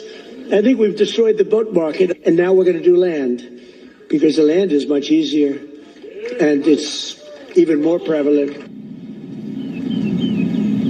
So you hear the president talking about the possibility of land operations there. Meanwhile, Democrats are still seeking answers after Secretary of State Marco Rubio and Secretary of War Pete Hegseth briefed the so-called Gang of Eight leadership in the House and Senate, those the chairs and ranking members of the House and Senate Intelligence Committees as well. And the takeaway from Democrats was not impressed. Take a listen. The video that I saw last week, I believe the American people deserve to see. It was a very unsatisfying briefing. In terms of Venezuela, I asked them what their strategy is and what they were doing. Again, did not get satisfying answers at all. So in the meantime, the buildup of U.S. forces here in the region is continuing onward. The activity still very much so humming at full speed when it comes to all of these troops and actions. Carves close to the vest to exactly what the next step in all of this is, but he has laid out the ultimate objective. He says one way or another, he wants Venezuelan President Nicolas Maduro out. Thank you for watching. What do you think, folks?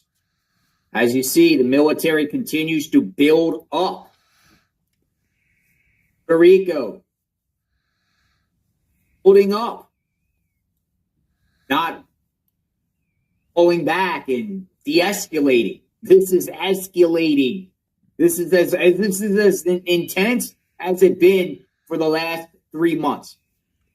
Is it more intense than it is now? Haven't seen it. Because you look at trends, you see, oh, okay, well, they've done some strikes, they're flying around, they're all falling back, they're building up. What is it about? Is it about? And it seems like members of Congress, certain members, are panicking here. Rand Paul, Chuck Schumer, Mark Warner. Now, they played a brief little thing of Schumer and Mark Warner. I got the actual clip they shared. They spoke with Hegseth, Marco Rubio, and members of the military yesterday about the narco ship strikes. So what they're trying to do is trying to pivot this whole situation over to the narco ship strikes, trying to, get an investigation brewing on there and find out that it wasn't done legally, to try to, muddy the waters about what's about to happen here. Possibly. I got that clip. It's like 14 minutes of Schumer and Mark Warner speaking. I want to share what they have to say. We got to get informed of what's going on here. Check it out. And frankly, I think members of Congress deserve, and for that matter, if all of this is not going to be shared with the American, we got to have all those documents. And sure as heck, the videos themselves need to be seen, I believe, by the American public, but at the very least, by all members of Congress. Senator Warren, were you given some impression as to how close the administration may be to actually putting boots on the ground in Venezuela? And if so, did they give you appropriate rationale as to why they would take that step? Again, I'm not going to get into any of the particulars on this briefing. As we know, most of the drugs, because again, we're not talking about fentanyl, let's be clear. That is still, that comes into Mexico. That is the item that kills the most Americans. This is about cocaine, that as well. But most all of that cocaine originates in Colombia and Ecuador. And the whole basis here, again, that connections between the Maduro regime, and Maduro's a bad guy, leads to potential action I've got a lot of questions, and those questions were not answered. Senator, did the Secretary of State give you an update on the status of reviewing the video? He said that he's reviewing it for That is, I got the question, or he said he's still on a review process. But again, even if you grant the Secretary all the benefit of the doubt and say,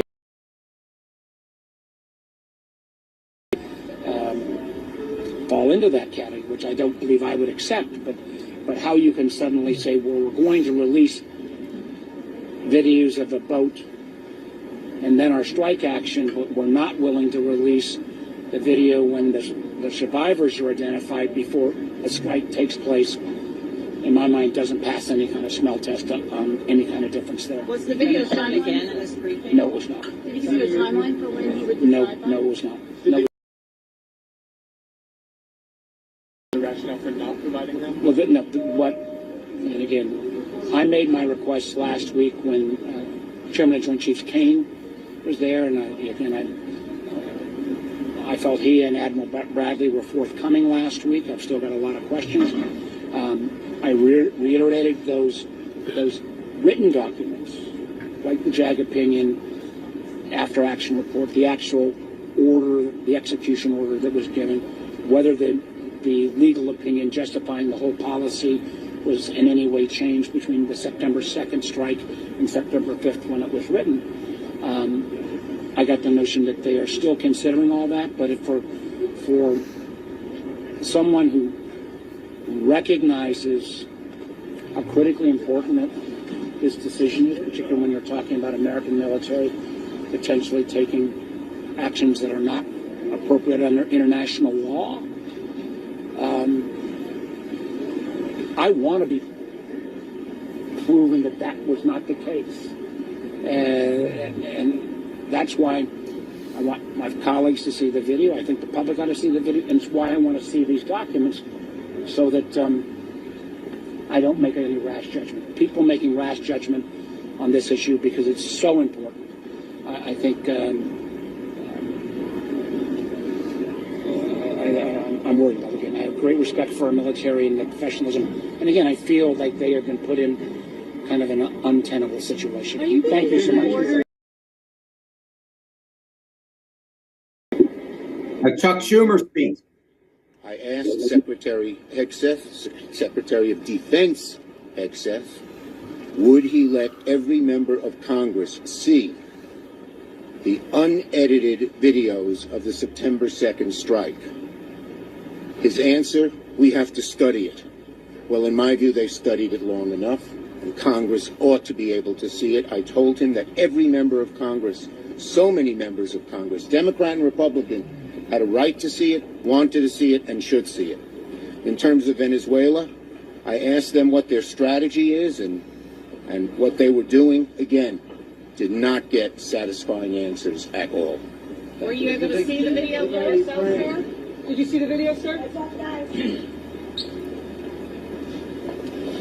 Well, we've just had another briefing on the issues surrounding the strikes in the Caribbean and other actions in the region.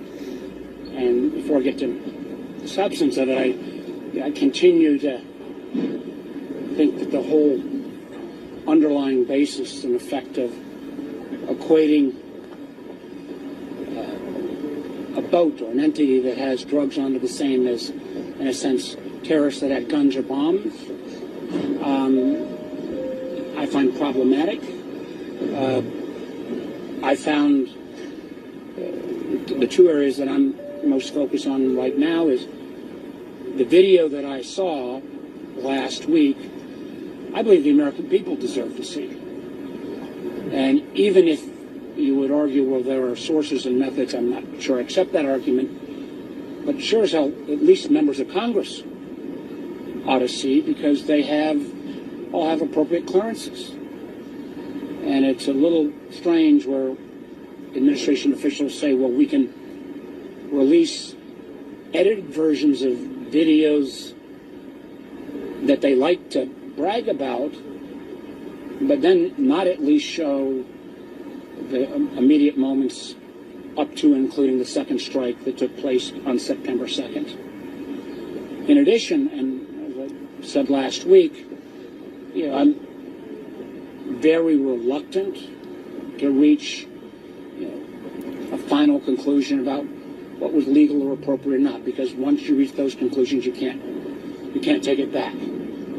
But I've requested documents around execution orders, around communications, around JAG opinions, about whether the overall legal opinion was in any way changed after the September 2nd attack, and then when the briefing was finished or the legal briefing was finished on September 5th.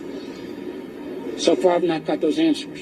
I did not get a complete refusal, but I got inadequate answers that I've got to have, and frankly, I think members of Congress deserve, and for that matter, if all of this is not going to be shared with the American public, members of Congress need to make judgments, and we've got to have all those documents. And sure as heck, the videos themselves need to be seen, I believe, by the American public, but at the very least, by all members of Congress. Senator Warren, were you given some impression as to how close the administration may be to actually putting boots on the ground in Venezuela? And if so, did they give you appropriate rationale as to why they would take that step? Again, I'm not going to get into any of the particulars on this briefing. As we know, most of the drugs, because again, we're not talking about fentanyl, let's be clear. That is still, it comes into Mexico. That is the item that it kills the most Americans. This is about cocaine, that as well. Almost all of that cocaine originates in Colombia and Ecuador. That connections between the Maduro regime, and Maduro's a bad guy, leads to potential action. I've got a lot of questions, and those questions were not answered. Senator, did the Secretary of State give you an update on the status of reviewing the video? He said that he's reviewing it before he that is, I got the question, or he said he's still on a review process. But again, even if you grant the Secretary all the benefit of the doubt and say, under this multi-hour video, some parts might be fall into that category, which I don't believe I would accept, but how you can suddenly say, well, we're going to release videos of a boat and then our strike action, but we're not willing to release the video when the survivors are identified before a strike takes place, in my mind, doesn't pass any kind of smell test on any kind of difference there. Was the video shown again in this briefing? No, it was not. Did you see a timeline for when he would decide? No, it was not. No, it did not. Did they commit to providing the X-Sorts or provide any other rationale for not providing them? Well, and again, I made my request last week when Chairman of Joint Chiefs Kane was there, and I felt he and Admiral Bradley were forthcoming last week. I've still got a lot of questions. I reiterated those written documents, like the JAG opinion, after action report, the actual order, the execution order that was given, whether the legal opinion justifying the whole policy was in any way changed between the September 2nd strike and September 5th when it was written. I got the notion that they are still considering all that, but for someone who recognizes how critically important that this decision is, particularly when you're talking about American military potentially taking actions that are not appropriate under international law, I want to be proven that that was not the case. And that's why I want my colleagues to see the video. I think the public ought to see the video, and it's why I want to see these documents so that I don't make any rash judgment. People making rash judgment on this issue because it's so important. I think I'm worried about it. Again, I have great respect for our military and their professionalism. And again, I feel like they have been put in.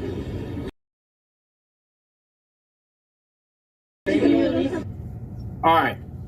I think they looped him twice. Sorry about that. All right, so there's two things we're also monitoring. The Fed chairman is also possibly lowering interest rates, which I don't know. Does that affect the war machine in any way, shape, or form? We'll learn a little bit more about that shortly. I think he's coming up, Jerome Powell, in the next 15 minutes or so. But there's two things I also want to share, too, because there's something interesting that just popped up. Well, one, I think this is a war. Do you need congressional approval if you do airstrikes? If you're just taking out a dictator, do you need approval from Congress for this? Is this a war? Is this a war? I think this is considered the war on drugs. A war's a war, right? It's a different. And now some people are like, this is the type of war American citizens would rally around. Reason being, because the president of the United States has said every time a narco ship comes in and comes from Venezuela to the United States and they blow up, it saves 25,000 American lives. Or did he say 250,000? Thousands of lives. Thousands of lives are saved because the drugs on that boat goes to a port somewhere in the United States of America and then gets distributed out to communities, gets people hooked on drugs. Problems, people die. 25,000 per boat. They struck 20 boats. 25,000 times 10 is 250,000. 20 boats struck, saved 500,000 people's lives. 100,000 Americans' lives. It's interesting that we all advocate. Well, a lot of people advocate healthcare for all. Healthcare, everyone gets free healthcare, but a lot of people out there have addiction. A lot of people that are going to the doctors on a regular basis. Stuff from overdose.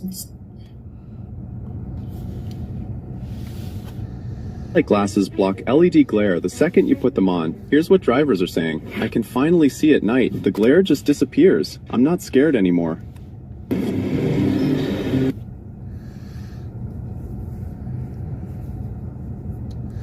Oh, freaking. What's up, guys? Spenny. Tucker Carlson is on the record saying he's not going to speculate about Charlie Kirk's murder and the events surrounding it, yet leave it to Theo Vaughn to elicit out of somebody their darkest and deepest secrets. And here it is, ladies and gentlemen. Tucker Carlson talking about Charlie Kirk's murder and the curious events surrounding it.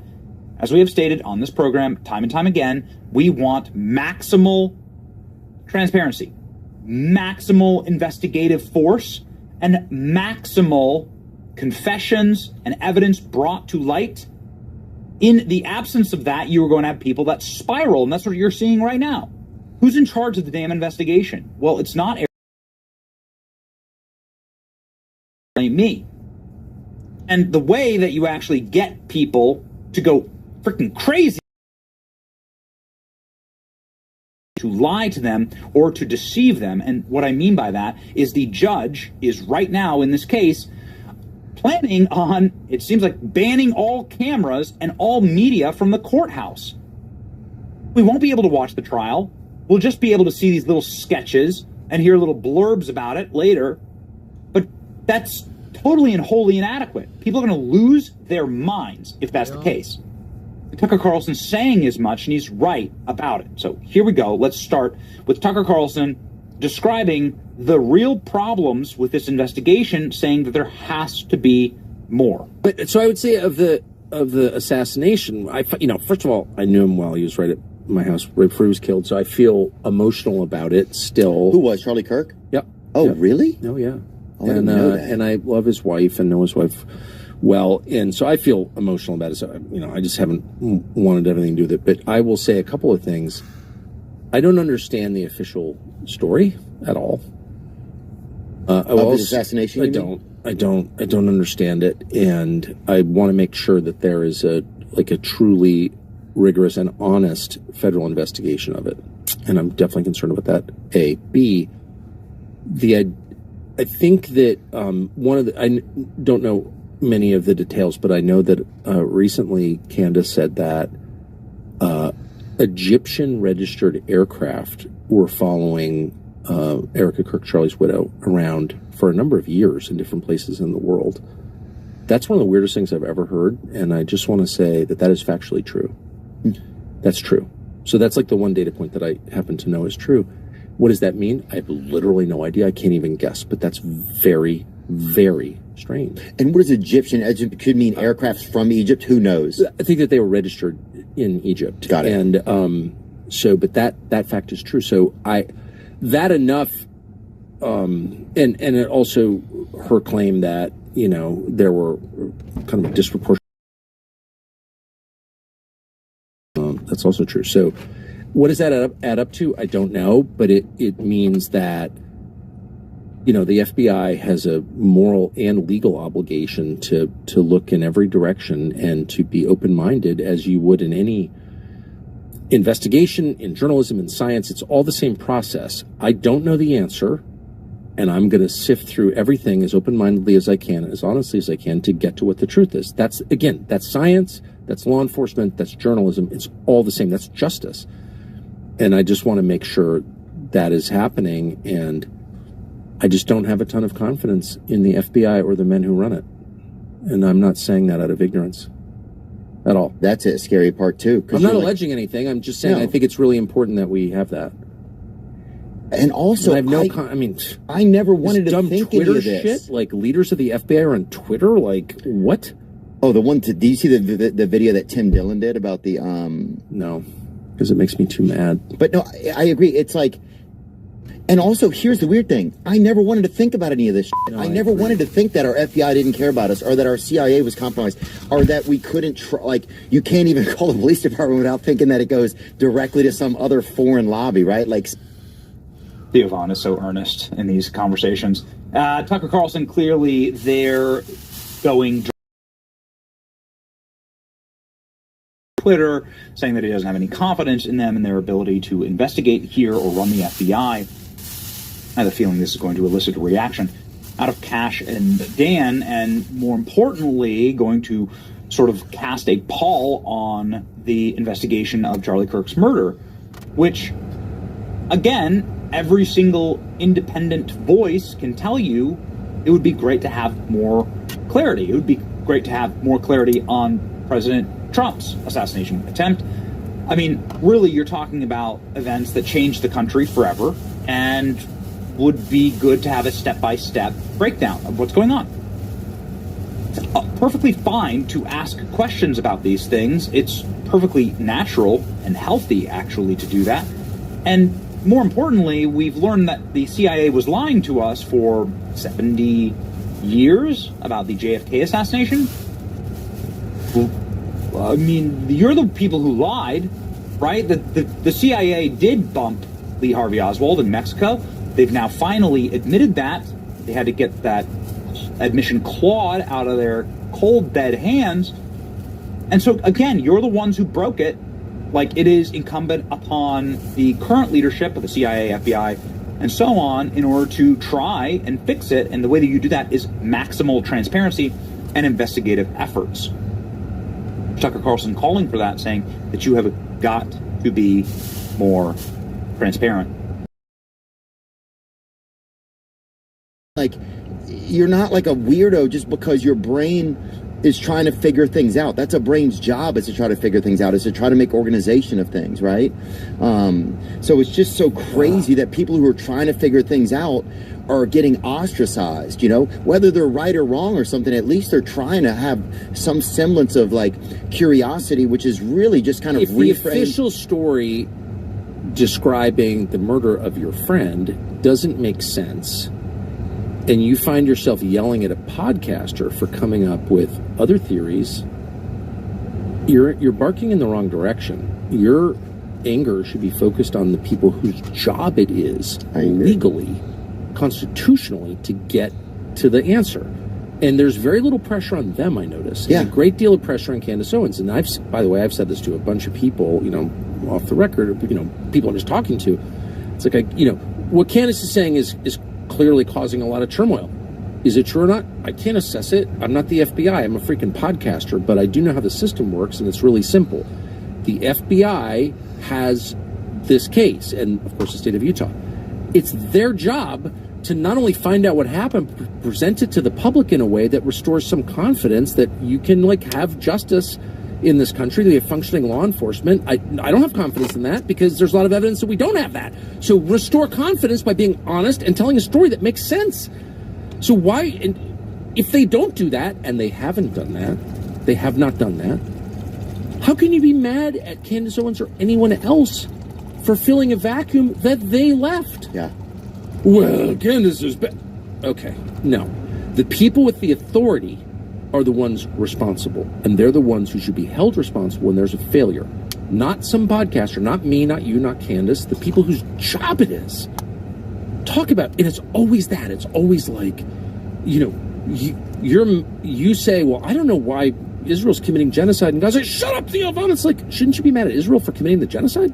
No. Yeah, or why am I the one even asking about it? Exactly. Dude, I'm just a curious tard, dude. You know what I'm saying? I'm trying my best, but dude, I couldn't agree more. Again, I love Theo Von, just such an earnest individual. Makes him great at this kind of stuff. It's, like a Labrador, you don't want to disappoint. Anyway, Tucker Carlson addressed the Charlie Kirk murder one final time in this podcast, and the leadership around it and the conversation. This was good. But anyway, here's what I am concerned about. A lot of things. One, he acted alone. Tell me how that worked. I don't, none of us really act alone. It's hard to go anywhere by yourself, too. Thank you. Exactly. You acted totally alone. Okay. You're going to have to prove that to me? It's totally possible. Anything is possible. Weird things have happened. We'll continue to. But that's not my default assumption, and it shouldn't be yours. And their default assumption was we acted alone. Really? Why do you think that? What about life suggests that people typically act alone? Right? So, A. B, we know that people had foreknowledge of this because they posted about it on X. Yeah. And said Charlie Kirk is going to be just guessing? Was it a guessing thing where every day they posted that? Maybe. Have those people been interviewed? Have they been hauled into FBI HQ and had a long conversation with how they knew that? Let's get really specific. Why did you post that? Who have you talked to? If I were doing this investigation, because I spent my whole life doing non-criminal investigations called journalism, what do we know is true? How do we find out? Call everybody. Be open-minded. It's it's the same process. If I was doing this investigation, they would be at the very top of the list. We know, because we've got public postings on Twitter that people know, just like on 9/11. We know people bet against American Airlines and the banks that were in the World Trade Centers. They shorted those stocks. Those people clearly had foreknowledge of 9/11. Who were those people? We still don't know. So I would start there. But so you're saying that just the fact that there could possibly be some foreknowledge should be investigated? Well, there was foreknowledge because I saw the tweets. And so I saw at least two that said, everything's going to change when Charlie Kirk gets to the college in Utah. Okay. So those people, I'm not saying they're a part of a conspiracy, but there's evidence that they had foreknowledge. Okay, so that's where you begin. And then I could go on. Tell me how this guy who seemed normal became a radical trans furry murderer? It's not enough to tell me, oh, trans. I'm not pro-trans, by the way. Exactly right. Tell me how this guy became so radicalized that he murdered a stranger. I'm not saying it didn't happen. I agree. Oh, we can't talk about that because it'll prejudice the jury pool. Really, you've told the world that you have both a confession from him in his text to his boyfriend and the murder weapon with his fingerprints on it. I think you've got a pretty solid case. So why is it so difficult to just explain? Dude, 9/11, the rubble was still smoldering whenever I was on television on 9/11, so I remember this very well. People are instantly appeared. Oh, this is Islamic radicalism. Here's where it comes from. We're going to invite this guy in from Columbia who's just written a book about it, and the whole explanation was ready to go. Yeah. There's no even attempt, which is both good and bad, but there's no attempt to explain how this happened. That's the key question we all want to know. Yes, I know Charlie Kirk was murdered by gunshot. Got it. Saw it. Why? And they never want to tell you. Yeah. Was the kid on SSRI? Shut up. Oh, you're a Scientologist? And they immediately start name calling you. Oh, you're Candace Owens now? No. Yeah, but if you're just a curious person who wants to know why your friend got killed, Well, it's a that's friend. kind It's of a what human I am. person. That's what I right, am. That's what I'm saying. Right. It's a human person. Well, that's what Candace is. So I have said from the beginning, if you don't like what Candace Owens is saying, why don't you call her and offer a more plausible explanation for what happened? Oh, she's bad. She's bad. I love her, actually, but let's just stipulate she's bad, but why wouldn't you do that?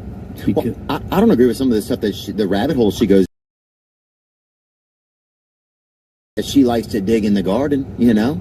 So it's like, I like the fact that she's curious, and that obviously if people weren't resonating with what she's doing, then nobody would be paying attention. But you know how many places I go, people will come up to me and be like, and I don't think they want to say something to me, they'll be like, I love Candace Owens. Dude, did I say what happened to me in Oslo this summer? Mm-mm. I was with my family, salmon fishing. White Oslo. Some people call it White Oslo as well. It's not very white anymore. It isn't? Nope. Aw.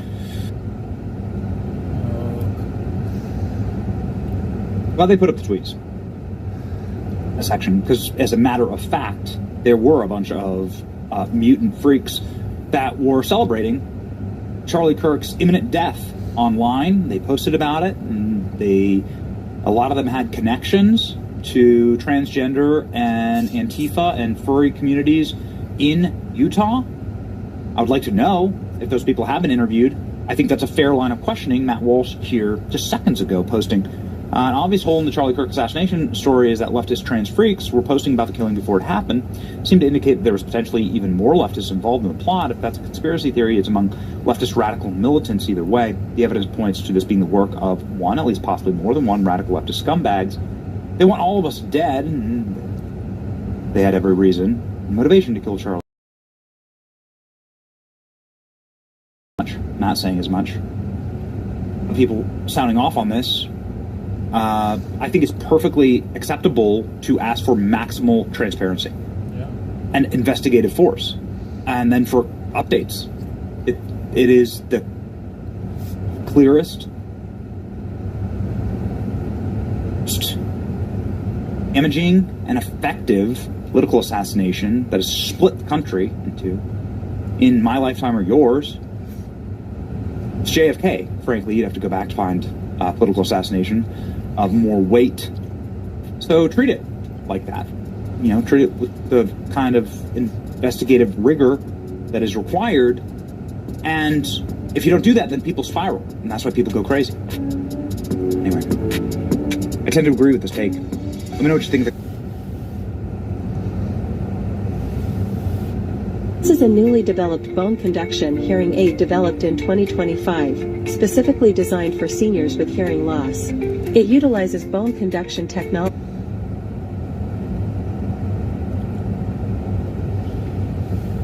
President Trump isn't just talking about tax relief. He's talking about rewriting the whole tax code.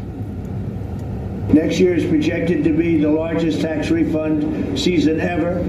And we're going to be giving back refunds out of the tariffs because we've taken in literally trillions of dollars. And we're going to. The money we're taking in is so great, it's so enormous, that you're not going to have income tax to pay. Whether you get rid of it or just. It is now. Who's all here? Is there anybody here? Or is it just me? Me, the LIBTARDs? Who's here?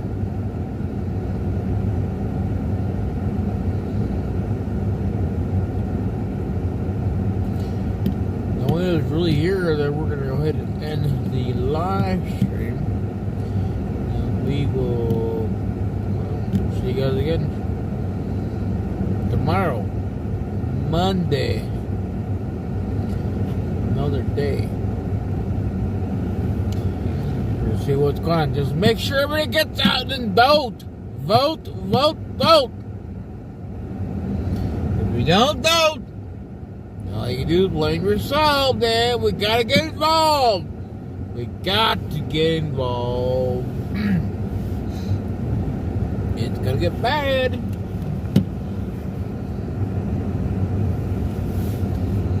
So has to get involved. Because I'm telling you, we're going to lose it. We don't lose the midterm, we're going to get involved now. I'll be, this Friday, I'll be going to location, so make sure everybody goes over and donate.